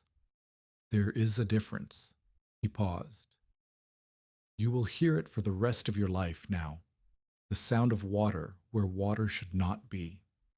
It is the only alarm your chamber has, and you are the only person listening." They sat in the gray dawn light with the rain falling outside and the cold breathing up through the trap door and the children asleep in the house and the town not yet awake to learn what the storm had tested and what the storm had proved. The chamber held. The milk was sweet when Marit checked it at sunrise. The butter was firm, the broth was clean, the pork was cold and safe, and would still be cold and safe tomorrow, and the day after, and all the way through August, as long as the sawdust stayed dry, and the doors stayed shut, and the drain kept singing its thin, clear note. Across the road, Beret Haugen's cellar was flooded. At the Espelon farm, 2 crocks of milk had turned overnight. At Mace's store, the barrel salt was caked, and the smoked ham smelled sweet in a way that made customers step back from the counter. And beneath Marit Brekke's shed, under 2 feet of dry sawdust and 15 feet of stone and earth, winter waited, patient, unmoved, exactly as cold as the day she had buried it. The storm passed. The heat did not. July burned into August with a steadiness that turned the Cottonwood River low and sluggish and left the fields cracked along the furrows. Flies owned the air above every cellar and every smokehouse in the county. The smell of turned food, sour milk, rancid butter, meat going gray at the edges, became the smell of summer itself, so constant that people stopped noticing it the way they stopped noticing the heat. It was simply there, the cost of being alive between June and September in southern Minnesota in 1887. But beneath Marit Brekke's shed, the thermometer read 36 degrees on the morning after the storm, and 36 degrees a week later, and 36 degrees the week after that. The sawdust was dry. The drain sang its thin note. The stone walls breathed cold, the way a sleeping animal breathes. Slow, steady, unaware of the season raging above. And people came. Dr. Absalom Vail came first on a Tuesday, alone and without announcement. He stood at the shed door for a moment before knocking, a habit Marit had not seen from him before. When she opened the trap and led him down the ladder, he carried his leather bag as if visiting a patient, and his face had the careful blankness of a man preparing to revise something fundamental about how he understood the world. The chamber was dark and cold. Marit held the lantern near the thermometer board while Vail read the numbers. Weeks of tally marks, each one scratched in Marit's angular hand. Temperatures, door openings, items stored, duration. A record that ran from March to August without a single reading above 38 degrees. He checked the milk crock. He lifted the lid and smelled it and set it back. He checked the butter. He pressed a finger into it and felt it hold, firm, cool, the texture of butter in November, not butter in August. He checked the meat shelf, where a pork shoulder sat in a covered crock with a date scratched into the clay lid. The date was 3 weeks old. The meat showed no discoloration, no smell, no slickness. Vail stood in the cold for a long time. The lantern threw his shadow against the stone wall. "I told you cold storage was not for a widow's shed," he said. "You did. I was wrong about the shed." He paused. He chose his next words the way a man chooses where to set his foot on a frozen river. "I was not wrong about the risk. A poorly built chamber would have killed food faster than no chamber at all. Yours is not poorly built. The drainage is sound. The insulation is functioning. The temperature is within the range I would expect from a commercial facility." He looked at the stone wall. "The stonework is better than what the creamery uses." "Odman Kavama laid the first courses," Marit said. "I laid the rest. Both of you built something I did not believe was possible for a private farm." He polished his spectacles. When he put them back on, his eyes were different. Not warm. Vail was never warm, but open in a way they had not been before. "I will not speak against this to anyone who asks. I will say I have seen it and it functions." Marit nodded. She did not need praise. She needed the silence to stop being hostile and start being permission. Vail climbed the ladder. At the top, with the July heat pressing down on him like a hand, He turned and said, "Mrs. Brecka, that child, Eli, she recovered because the cloths were cold and the milk was clean and the broth was safe. I want you to understand that I know this." He left. Mart stood in the shed and listened to his footsteps cross the yard and fade. Beret Haugen came next, but Beret came differently. She came with a list. She sat at Marit's kitchen table, the same table where Peter had lain 6 months before, and unfolded a piece of paper on which she had written 14 questions in a hand so cramped and determined that the letters leaned into each other like people pushing through a crowd. How deep? How wide? How much sawdust? How dry did the sawdust need to be? What kind of stone? Could she use brick?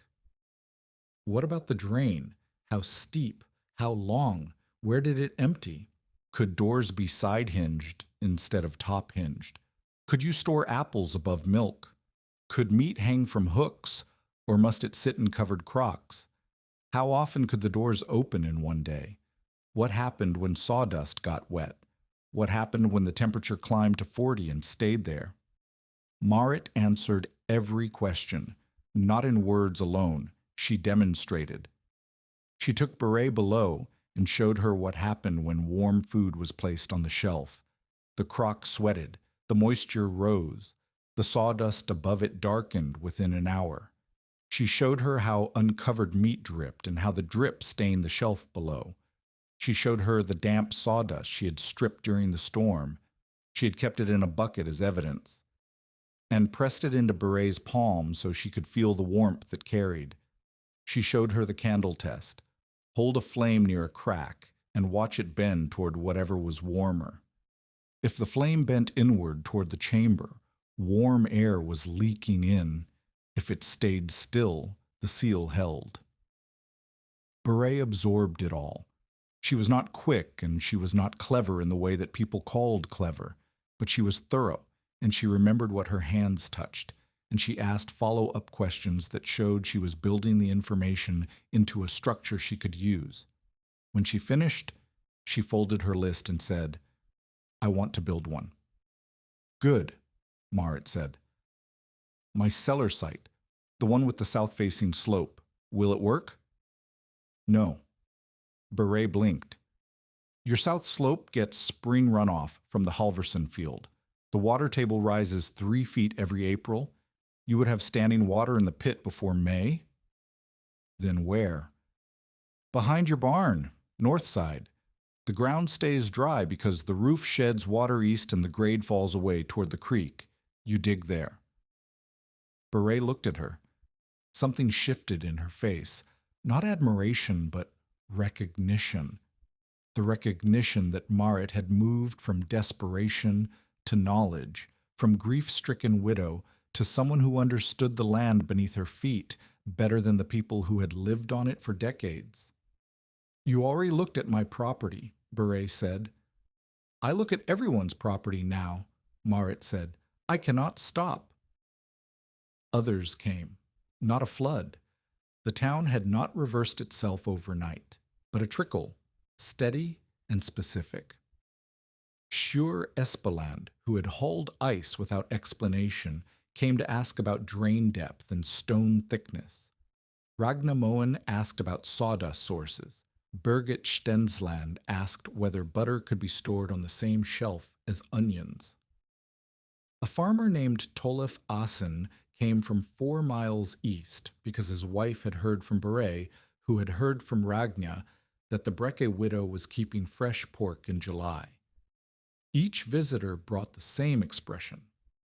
The expression of someone who had been laughing 3 months ago and was now standing in a cold room underground thinking about everything they had lost to heat. Each one asked questions that were practical, immediate, and born of their own specific failures. My cellar floods. My smokehouse gets damp. My salt pork turns if I open the barrel more than twice. My children got sick last August from milk that sat too long. Marit answered every question. She drew plans on flour paper, simple diagrams showing the pit dimensions, the stone courses, the sawdust depth, the drain angle, the double door arrangement. She gave the plans away. She did not charge. She did not sell. Oddman had told her once that knowledge hoarded rots faster than food stored badly, and she believed him. She also refused to help anyone who would not follow the rules. When Tolif Asen said he could not afford 2 doors and would use one with a tight latch, Marit said, "1 door means every opening lets summer into the chamber. Your ice melts twice as fast. Your food warms. Your children eat what should have been thrown away. 2 doors or no chamber." Tolef built 2 doors. The rules were simple and absolute. Dry sawdust only. Drain first. Double doors. No warm food. Clean shelves. Temperature marks twice daily. Inspect the straw channel every 2 weeks. Listen to the drain. If the sound changes, find the blockage before you sleep. These were not suggestions. They were the difference between a cold room and a warm grave. Rufus Mace watched the trickle and calculated. Every family that built its own cold storage was a family that needed less salt, less cured meat, less vinegar, less of everything he sold to keep food from turning in the heat. His business did not depend on people trusting him. It depended on people having no alternative. Marit Brecka was building alternatives and giving them away. He tried a new approach. At the store, he began offering discounts on barrel salt to families who had not yet built chambers. "Why spend 3 weeks digging a hole," he said, "when 10 pounds of salt does the same work?" He spread a rumor that one of the new chambers, he did not say whose had flooded and ruined a family's entire summer store. The rumor was false. No one could trace it to Mace directly, but Marit heard it from Birgit Stensland and recognized the shape of it the way she recognized the sound of a drain backing up. She did not confront Mace. She posted the material list at church: stone, gravel, dry sawdust, double doors, thermometer if available, clean crocks, labor exchange. Every cost itemized, every step described. His secrecy, the rumors, the vague warnings, the whispered claims could not survive her specificity. When anyone repeated the rumor about the flooded chamber, Marit invited them to name which family. No one could. The rumor died the way rumors die when they are asked to provide an address. But Mace still held the ledger. Marit still owed $29. Spring tax was paid, barely, with the sale of 4 hens and a bushel of seed oats she could not spare, but the debt remained. Mace had not called it. He was waiting. For what? Marit did not yet understand. Oddman Kavame came every 3rd day through August and September. The visits had settled into a pattern. He checked the chamber, checked the drain, checked the sawdust, read the temperature board, and then sat on the chopping block in the yard while Marshit sharpened the ice saw, and he talked about things that had nothing to do with ice. He told her about the Blue Earth River in '69, when a spring breakup sent a wall of ice into a creamery warehouse, and he had watched 40 tons of stored blocks scatter downstream like a giant's dice.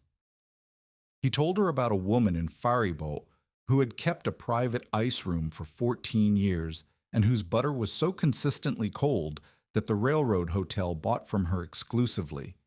He told her about his knee, how the team had spooked on lake ice, how the sled had swung sideways and pinned him against a loading ramp, how the bone had set wrong and never set right, and how he had spent the 19 years since then measuring the distance between what his body could do and what his mind remembered doing.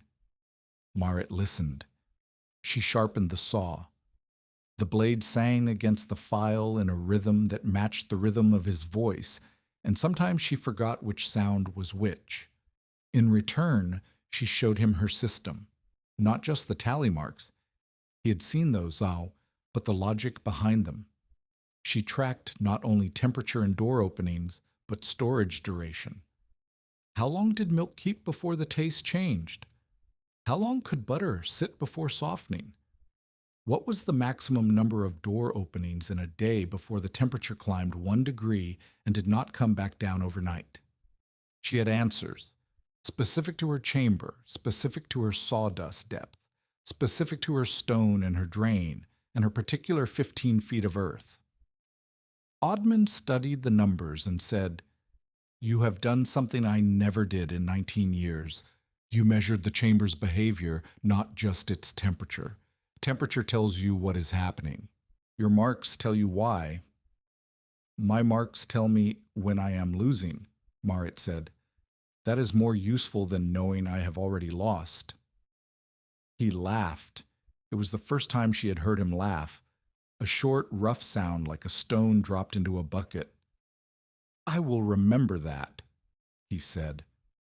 They were collaborators now, not master and student, not mentor and widow, but two people who understood the same problem from different angles, and whose combined understanding was larger than either one alone. Odman knew ice, its weight, its grain, its relationship to water and air and temperature. Marit knew preservation, the behavior of food, the patterns of decay, the point at which safe became dangerous. Together, they had built not just a chamber, but a system. And the system worked because both of them had contributed something the other lacked. But September brought a cough into Odman's chest. He dismissed it the way old men dismiss coughs, with a wave of his hand and a harder pull from the coffee cup. Marit heard it thicken through October.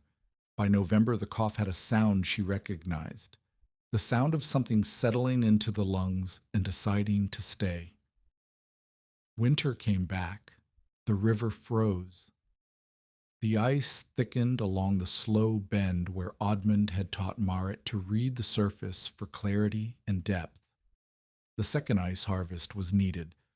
The chamber had lost roughly a third of its mass through the summer, which was within the range Odmund had predicted, and refilling it before spring would carry the cold through another year. Odmund insisted on supervising. He stood on the bank with his stiff knee and his thickening cough and directed the cutting with a voice that carried across the ice even when his lungs fought him for the air. Marit cut. Thorgrim handled the loading tongs. Halvor and Keg returned, and this time they brought a third man because working for the Breake widow was no longer something that required explanation.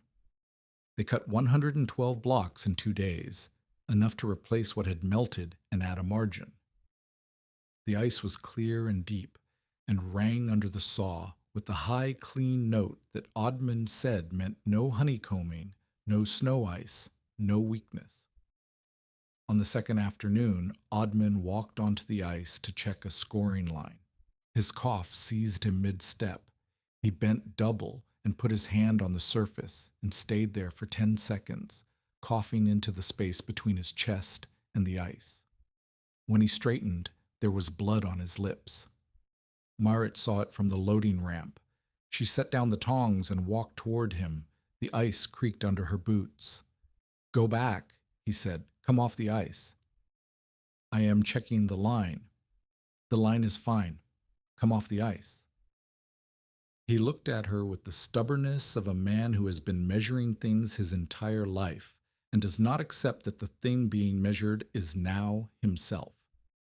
But he came.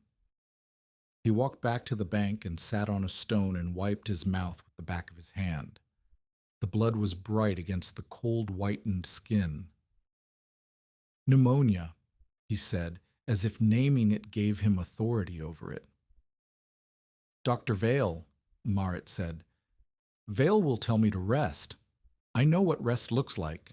It looks like sitting in a room while other people do the work." "Then sit in a room.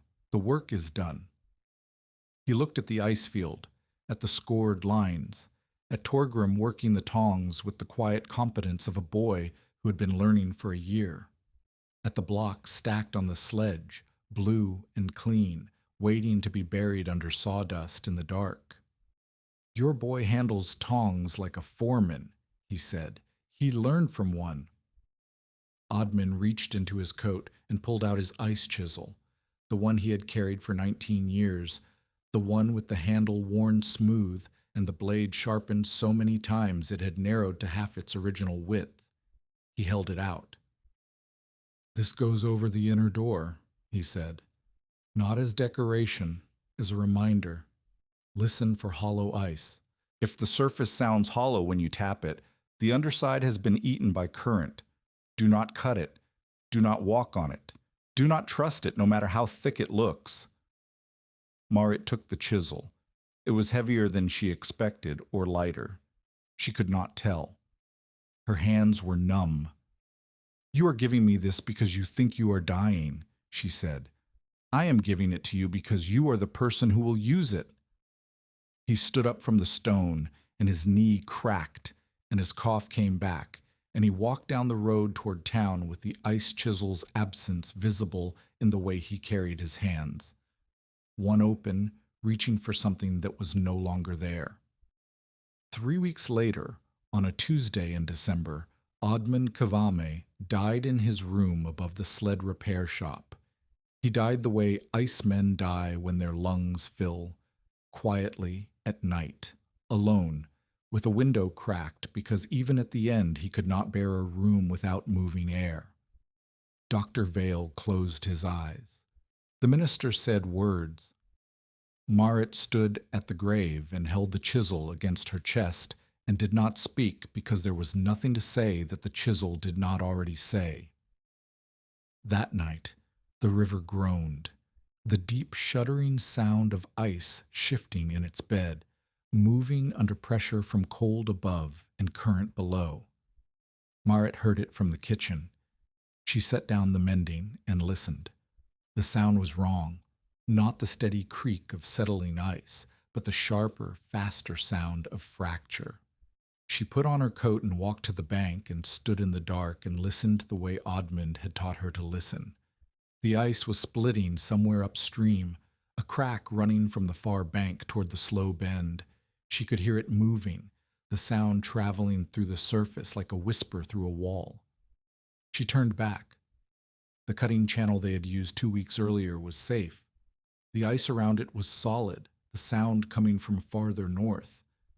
But she had almost walked onto the river to check. She had almost trusted the thickness, and she had stopped because she heard what Odmund had told her to hear. Hollow ice. She hung the chisel over the inner door that night. It hung there for the next 30 years. The secondary crisis came in late January of 1888, during a warm spell that no one had expected and everyone should have. 3 days of above-freezing temperatures in the middle of winter. Not a thaw, not sustained enough for that, but enough to soften the river surface and flood the low spots along the cottonwood. A neighbor named Peter Vangen, a different Peter, a young man with 2 draft horses and no patience, drove his team onto the river to reach a woodlot on the far side. The ice held for the horses. It did not hold for the loaded sled behind them. The rear runners broke through at the point where the current had eaten the underside thin. The sled dropped. The traces jerked the horses backward, and within seconds both animals were chest deep in black water, thrashing, their hooves scrabbling on the broken edge, pulling themselves and the sled and Peter Vangen toward the current. Men ran from the road. Someone threw a rope that fell short. Someone else shouted to cut the traces. Vangen was waist-deep in water, holding the near horse's harness, and his hands were already going white. Marit arrived from the upstream path where she had been checking the ice field for next year's cutting. She saw the scene from 50 yards. She saw the men standing on the bank, afraid to walk onto ice they could not trust. She saw the horses going still as the cold took their muscles. She walked onto the ice, not toward the break. Toward the loading ramp Odmund had built for the harvest, 40 feet upstream. She grabbed the brace poles, heavy oak, 12 feet long, used to lever blocks onto the sledge, and dragged them toward the break. 2 men followed her. She did not ask them to. They followed because she was already moving, and stopping to argue meant watching horses drown. She laid the poles flat across the ice, creating a bridge of weight distribution between the solid surface and the broken edge. Then she belly crawled along the poles until she could reach the near horse's harness. She cut the trace with Oddman's chisel. She had brought it without thinking, grabbed it from beside the door the way you grab a coat, and the horse lunged forward, freed from the sled's drag, and scrambled onto the solid ice with a sound like a barrel rolling over stones. The second horse took longer. The sled had to be cut free entirely, and Vangen had to be pulled out first, and by the time the second trace was cut, the horse was trembling so badly that it could not climb. Marit used the brace pole as a ramp, sliding it under the horse's chest, and 2 men pulled from the bank while she pushed from behind, lying flat on the ice with the water soaking through her coat and the cold biting through to her ribs. The horse came out. Vangen came out. The sled stayed in the river. On the bank, Vangen sat shaking in a borrowed coat while someone built a fire. Marit stood with water freezing on her sleeves and the chisel still in her hand. Halvor Lunde looked at her and said, "How did you know the ice would hold where you walked?" "I tapped it," she said. "Yesterday. The harvest field is solid to 18 inches. The break is downstream where the current runs faster. Oddman taught me to read the difference." Halvor looked at the chisel. He looked at the ice. He looked at Marit, who was shivering and wet, and had just done something that none of the men on the bank had been willing to do. "Kvamme would have done the same," he said. "Kvamme would have stopped Vangen from driving onto the river in the first place," Marit said. "If this story reminds you why preparation matters, share it with someone who needs to hear it. The rescue changed something that the ice house had begun but not completed. The chamber had proved Marit right about food and cold and the physics of preservation. The rescue proved something larger. She understood the river. She understood the ice. She understood the difference between what looked solid and what was solid, between what the surface promised and what the current beneath it had already taken away. People had trusted the surface their entire lives. The surface of the ice, the surface of the meat, the surface of the weather, the surface of Rufus Mace's assurances. Marit had learned to look beneath. After the rescue, men stopped introducing their questions with apologies. They stopped saying, "I know this seems like a strange thing to ask a woman, but," they said, "Marit, come look at my ice." Or, "Marit, where should I cut?" Or, "Marit, is this sawdust dry enough?" They used her first name because using her last name with Mrs. attached felt like it belonged to a different person.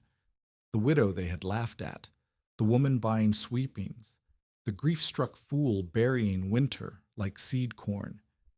That woman was gone. The woman who had replaced her stood on river ice with a dead man's chisel and told grown men where to cut and where to walk and where the current had eaten the underside hollow. Rufus Mace watched from the road. He did not come down to the bank. He did not help with the horses.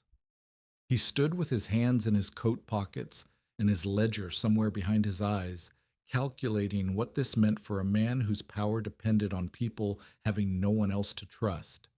The calculation was not in his favor, and he knew it. And the knowing sat on his face like January light on a south-facing wall, cold, clear, and impossible to look away from. By the end of February 1888, 3 families had broken ground on their own chambers. Bere Haugens was the first. She dug where Marit told her, Poa, north side of the barn, dry ground, good grade for drainage. Marit inspected the site, checked the stone, tested the drainfall with a bucket of water, and approved the sawdust before a single block of ice went in. Bere's chamber was smaller, 10 feet deep instead of 15, 20 tons of ice instead of 30. But it followed the rules: double doors, dry sawdust, drain lower than the ice floor, temperature marks twice daily. Sure, Espelon built second. His was deeper but narrower, fitted into a ravine behind his barn, with stone walls that used the natural rock face on two sides. Marit showed him where the rock was sound and where it had frost cracks that would weep in spring. He rerouted his drain based on her reading of the grade. Tolef Asen built third, with 2 doors, as Marit had required. Each builder came to Marit's farm before starting and stood in her chamber and felt the cold and read the temperature board and asked questions until they ran out. Each one left with a flower paper plan and a list of rules. Each one understood that the rules were not suggestions. Marit had made this clear in a way that did not require repetition. She walked away from any site visit where the builder argued about the doors.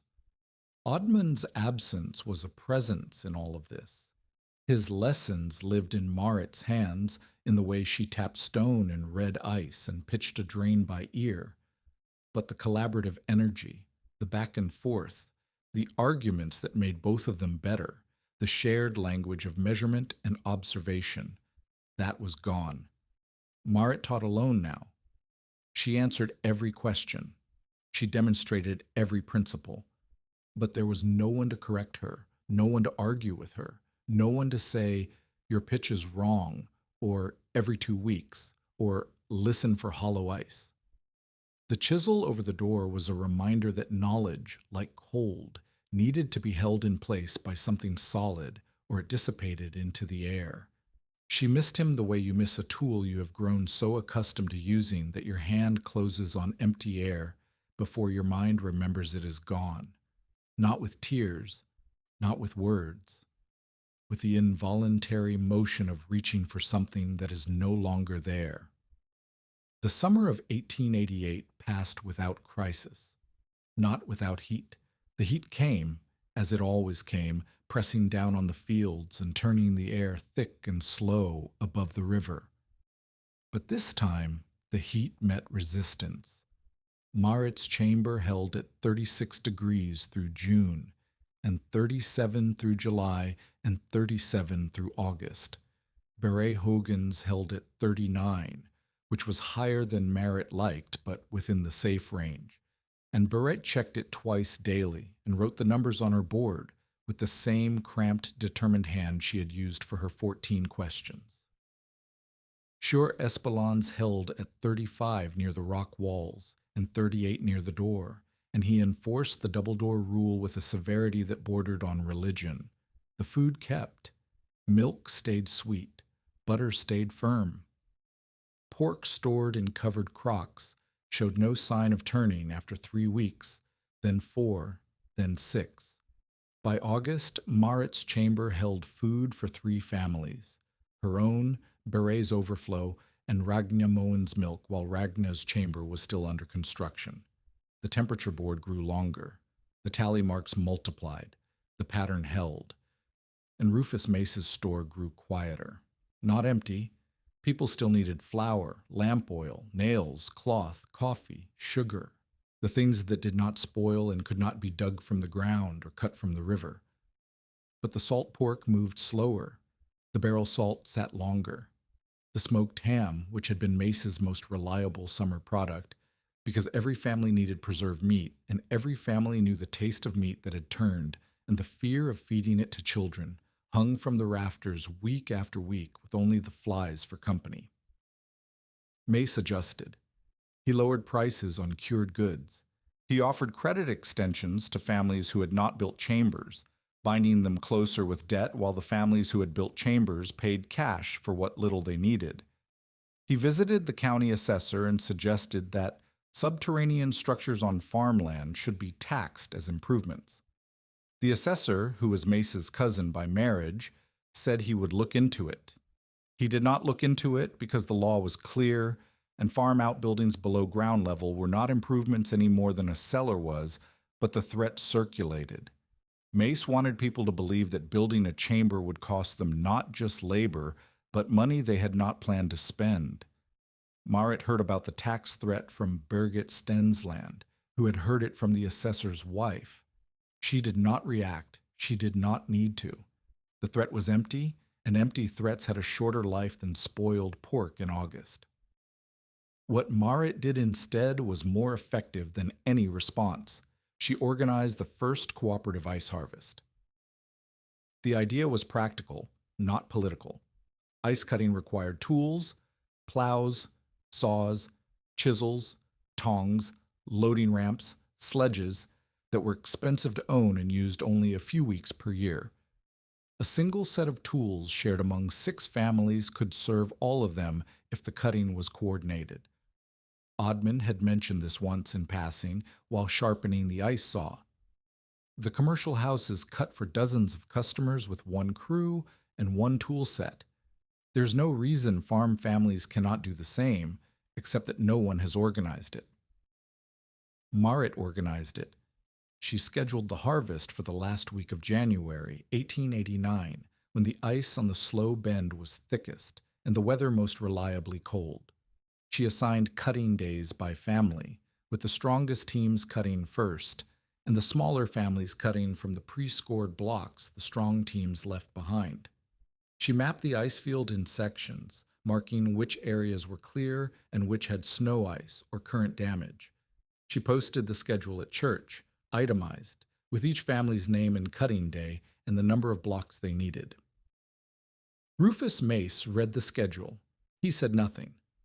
6 families cut ice that week. Marit supervised. Torgrim, now 11, handled the loading tongs with a sureness that made the older men step back and watch. Eli, 8, kept tally on a board, block counts, team rotations, tool returns.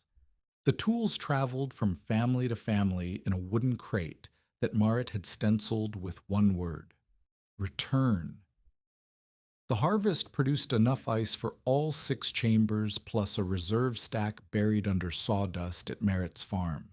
The reserve was her idea, ice stored for emergencies, for families whose chambers lost mass faster than expected, for the inevitable warm spell that tested everyone's drain at once. She did not charge for the reserve. She kept it the way she kept everything else, measured, recorded, and available.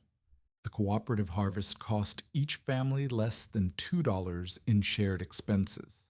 Mace's store sold salt pork for $4 a barrel. The arithmetic was not subtle, and Mace could read arithmetic better than anyone in the county. By spring of 1889, Marit's operation had grown beyond what she had imagined when she scratched the first measurements into frozen ground.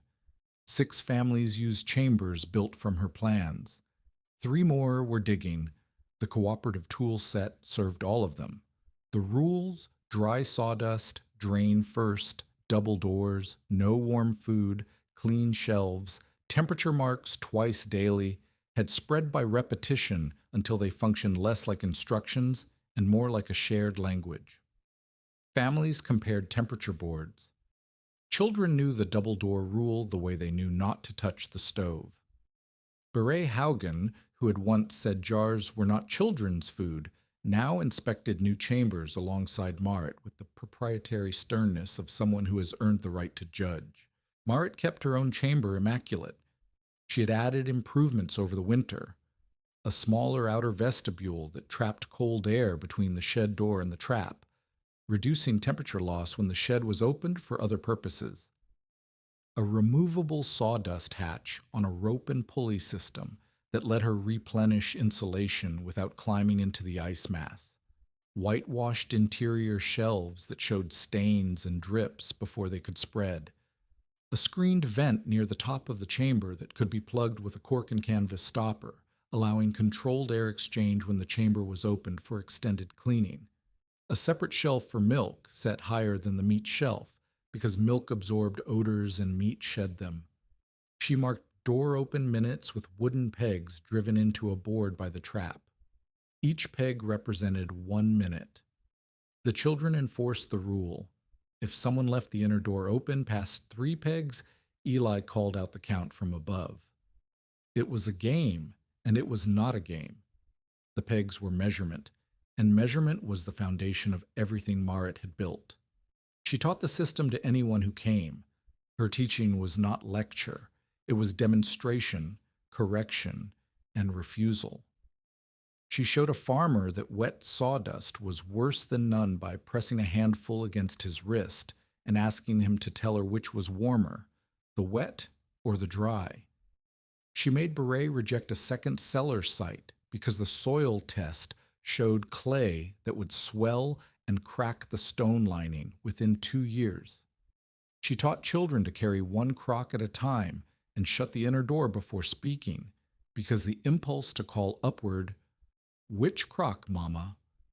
held the door open for 5 seconds, and 5 seconds was 5 pegs, and 5 pegs was measurable loss. Odman would have recognized all of it, the precision, the insistence on measurement, the refusal to trust anything that could not be checked. Marit had absorbed his methods and translated them into her own language, a language built not from 19 years on the ice, but from 1 year of desperate, focused, grief-driven learning. She was not Odmund. She did not have his depth. But she had something he had never had, a reason that went beyond craft. She had buried a husband because food could not be trusted. Every rule she enforced, every temperature she recorded, every door open minute she counted was an answer to the question that had driven her since January of 1887. What if cold stayed where you put it? It did. The boards proved it. The crocks proved it. The children, healthy through 2 summers, proved it. Rufus Mace's final crisis came in August of 1889, and it came not from Marit but from the railroad. A shipment of cured meat arrived at the depot on a Thursday, 3 days late. The freight car had been delayed in Mankato by a switching error, and the meat had sat in an unventilated car through 2 days of 90-degree heat. By the time it reached the store, the barrels were warm to the touch, and the brine had a sweet edge that Mace recognized, but chose to ignore because the shipment represented $40 of inventory he could not afford to lose. He put the meat on the counter. He priced it low. He told customers the brine was fine, the salt was heavy, the meat would keep. 2 families bought before the end of the day. One brought it back the next morning, opened, with a smell that cleared the store. The other did not bring it back. They ate it. Alma Mace, Rufus's wife, came to Marit's farm on a Saturday evening. She came alone, walking the 2 miles from the store with a shawl over her head, and she stood in the yard for a full minute before Marit came to the door. "My youngest is sick," Alma said. Her face was the face of a woman who had spent 2 days watching her child's stomach empty itself, and who had run through every option she could think of and arrived at the one she had been told not to consider. "The shipment meat," Marit said. "Yes." "How long has the child been ill?" 2 days. Dr. Vale has come twice. He says to keep the child cool and give clean water and wait. "What do you need?" "I need—" Alma stopped. She looked at the shed. She looked at Marit. She looked at her own hands, which were twisting the shawl fringe into knots. "I need to know if your chamber can hold milk and broth for my family until the child recovers. Rufus's cellar is not safe. I have known it is not safe since July. I did not say so because he is my husband, and the store is our living." Marit did not make Alma stand in the yard. She did not make her explain further. She did not mention Rufus, or the ledger, or the $29, or the laughter, or the tax threat, or any of the things that a lesser person might have used as weapons in this moment. "Bring the child's food here," she said. "Label it. Store it on the upper shelf. Tell Vale the milk and broth are from my chamber if he asks." Alma brought the food that night. She descended the ladder and stood in the cold dark, and pressed her hand against the stone wall and said, "It is winter." "Yes," Marit said. "In August." "Yes." Alma was quiet for a long time. Then she said, "He will not come himself. You know that." "I know. But he will need to. The cellar is not safe. It has not been safe since the flood. He has been selling from it because he cannot afford to close it." Marit looked at Alma Mace, a woman she had never spoken to for more than half a minute, a woman who had lived behind the counter of a store that had profited from fear and dependence and the absence of alternatives, and saw someone who had been counting the same numbers Marit had been counting from the other side of the same ledger. "Tell him I will inspect the cellar," Marit said, "not to humiliate him, to fix it." Alma left with the food stored, and a look on her face that was not gratitude exactly, but something closer to relief. The relief of someone who has been carrying a weight in secret and has finally set it down. Dr. Vale forced the issue. On the following Tuesday, he visited Mace's store cellar and conducted the inspection he should have conducted a year before. He found standing water along the back wall. He found brine barrels sitting in the water. He found a damp patch along the ceiling where warm air from the store above had condensed and dripped onto the shelf below. He found salt caked into useless lumps by humidity. He found the ham that Mace was still selling. Vale told Mace he would not certify the cellar as safe for food storage until it was rebuilt. He said it in the store in front of 3 customers. He did not raise his voice. He did not need to. Mace stood behind the counter with both hands flat, the way he had stood when he told Marit that sawdust was what men swept away. But the hands were not steady now. They pressed against the wood as if the wood was the only thing keeping him upright. "What do you suggest?" Mace said. "I suggest you consult Mrs. Brecka," Vale said. "She understands cold storage better than anyone in this county, including the creamery foreman." The store was quiet. The 3 customers looked at their boots. The stove ticked. Mace did not speak for a long time. He looked at the wall behind Vale's head. He looked at the cellar door. He looked at his hands, still flat on the counter, still pressing. "I need the Brecka plan," he said. He said it the way a man says a thing he has fought against saying for 2 years, not with grace, not with humility, but with the blunt, grudging honesty of someone who has exhausted every alternative and arrived at the one he swore he would never reach. Marit came to the store the next day. She did not gloat. She did not remind him of the laughter or the brush on the culvert pile or the barrels he had bought to keep her from having them. She walked down the cellar steps and looked at the walls and the floor and the drainage and the ventilation and told him the truth. The cellar is too damp. The walls bleed moisture because there is no gravel bed between the stone and the earth. The ceiling drips because warm air from the store condenses on the cold surface. You need a vapor barrier, tarred canvas stretched above the food shelves. You need a drain. You need your barrels off the floor on slatted racks. And you need to stop storing meat and dairy in the same room unless you separate them with a dividing shelf. Mace listened. He did not argue. He wrote it down in his ledger, the same ledger where he had written Marit's debt, in the same fine hand with the same devotion. When she finished, he said, "What about ice?" "You do not need ice. You need to stop the water. Ice is for holding cold where there is none. Your cellar has cold. You are letting it drown." She left. At the door she turned and said, "The $29, I have not forgotten it." "Neither have I," Mace said. "I will pay it by October." "I know you will." They looked at each other across the store. The distance between them had not collapsed. Mace was not her friend. He was not forgiven. He was a man who had tried to take her land and her livelihood and her children's future because it suited his ledger. But he was also a man who had said, in front of witnesses, "I need the breakup plan." And that sentence, spoken from behind the counter where he had mocked her for buying sweepings, was worth more than any apology he would never give. Niels Flatten arrived in the spring of 1889, or rather, he had been arriving for months, and Marit had not noticed because she had been building something and burying someone and rescuing horses and organizing harvests and teaching half the county how to keep milk cold.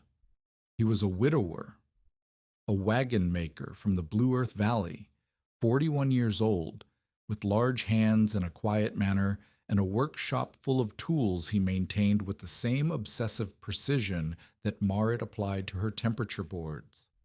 He came to the farm the first time because Beret Haugen told him Marit needed a new trapdoor hinge, and Beret told Marit he was coming because Beret had decided, with the particular determination of a practical woman who has watched her friend grieve long enough, that Marit needed a hinge and a person to install it. Niels looked at the trapdoor. He looked at the hinge. He said, "This hinge is wrong." Marit, who had heard those words before from a different man about a different problem, crossed her arms and said, "Explain." "It is a surface hinge. It pins to the top of the door and flexes on a single point. Every time the door opens, the pin takes the full weight. In 2 years, the pin wears through and the door drops. You need a strap hinge with a through bolt. The weight distributes across the strap instead of concentrating on the pin." He was not wrong. Marit had replaced the hinge once already. "And the door itself," Niels said. "Single thickness. It warps in the damp. You need double planked with the grain crossed. One layer running north-south, the other east-west. Crossed grain resists warping the way a woven basket resists tearing." He was not wrong about that either. He built the new hinge that afternoon. He built the new door the next week. Then he looked at the inner door, the one that sealed the chamber itself, and said it needed a counterweight system so that closing it did not require lifting the full weight of the planks every time. A stone on a rope threaded through a pulley, balanced so the door rose with a pull and fell shut on its own the moment you released it. "A door that shuts itself," Marit said, "is a door that cannot be left open by mistake." "That is the idea." She looked at him. He stood in the shed with sawdust in his hair and a pencil behind his ear, and the particular absorption of a man solving a problem he finds genuinely interesting. He did not look at her the way men looked at widows. He did not look at her the way Mace looked at her. He looked at the door. "Build it," she said. He built it. The counterweight worked. The door rose with a pull and fell shut with a solid, latched sound that Marit could hear from the yard. It was, in its small way, a perfect thing, a solution to a problem she had been solving manually for 2 years, solved by someone who understood weight and wood, and hinges the way she understood cold and sawdust and stone. He came back the following week to build a child-safe latch for the trap door, a sliding bolt that required 2 hands to operate, placed high enough that Eli could reach it, but low enough that a toddler could not. He came back the week after that to repair the loading ramp for the next ice harvest. He came back the week after that because Marit asked him to, and asking was the thing she had not done, and doing it felt like opening a door she had kept bolted for a long time. Their courtship happened through shared work, hinges, seals, door weight, ramp angles, pulley ratios, the correct thickness of oak for a slatted shelf that would bear the weight of 6 crocks without bowing. They argued about wood grain and agreed about drainage, and discovered that they could work in the same small space for hours without either one needing to fill the silence with words. The silence was not empty. It was the silence of 2 people concentrating on the same problem, and that kind of silence is closer to conversation than most conversation. Niels understood something that many men did not. The farm and the ice house were Marit's, not his, not theirs, hers. She had dug it and lined it and filled it and defended it and lost a mentor over it, and gained a community through it. He did not try to improve her system. He improved her doors.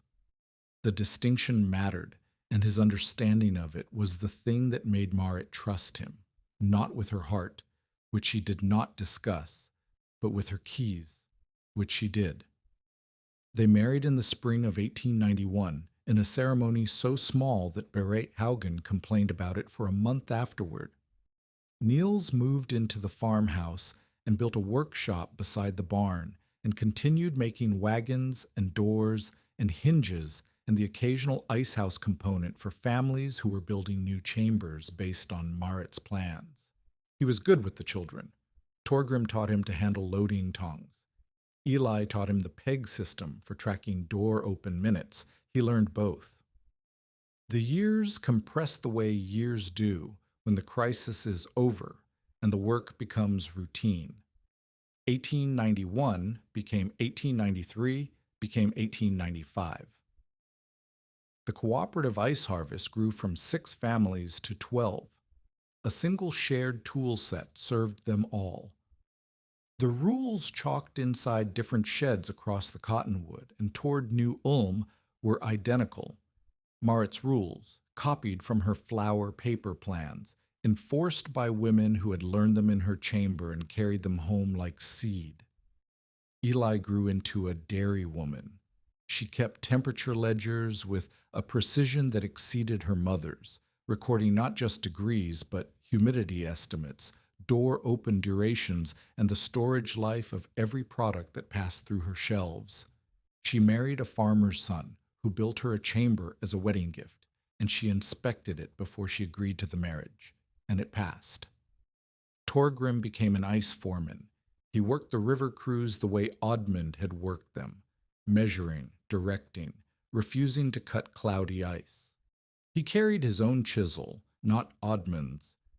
That one stayed over Marit's inner door, but he held it the same way, and he tapped the surface the same way, and he listened for the same hollow sound before he let any man walk past his line.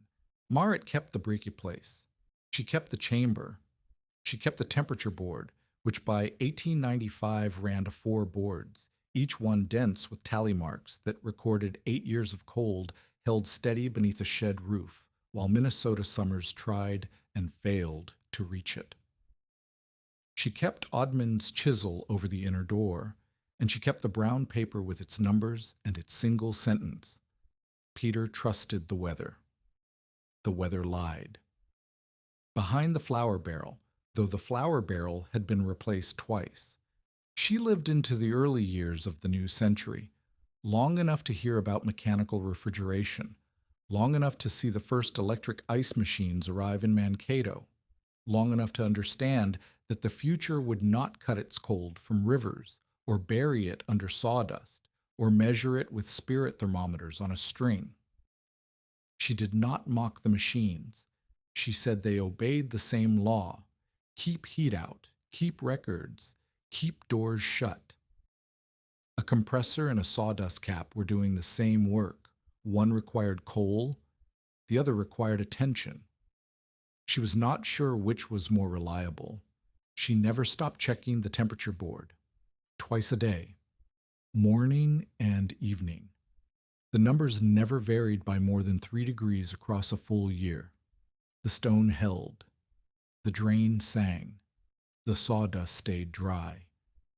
And the cold she had buried in the winter of 1887, when her husband was 2 weeks dead, and her children were hungry, and the town was laughing, and the only thing she trusted was the earth beneath her feet.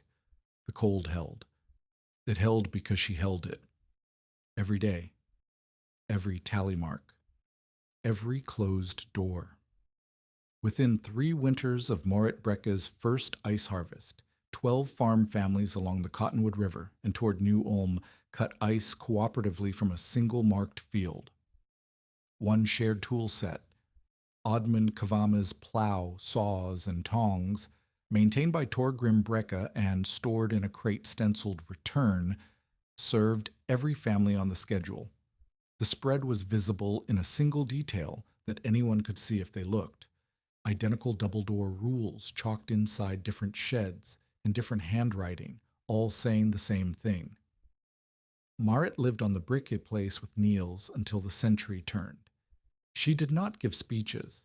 She did not write articles. She kept ledgers, rows of temperatures, storage dates, door open minutes, and the names of families who borrowed cold when heat became dangerous. Oddman's chisel hung over the inner door until the shed itself was replaced, and then it hung over the new door and then over the door after that. It never cut ice again. It cut something else. The distance between knowing and doing, between listening and ignoring, between a drain that sang and a drain that had gone silent in the night. A January thaw on the Cottonwood River. Fog over snow. Mud under wagon wheels. A fresh grave softening at the edges, dripping eaves, sour pork. A child watching adults carry a crock outside. Rufus Mace leaning on his counter, smiling at a widow's arithmetic.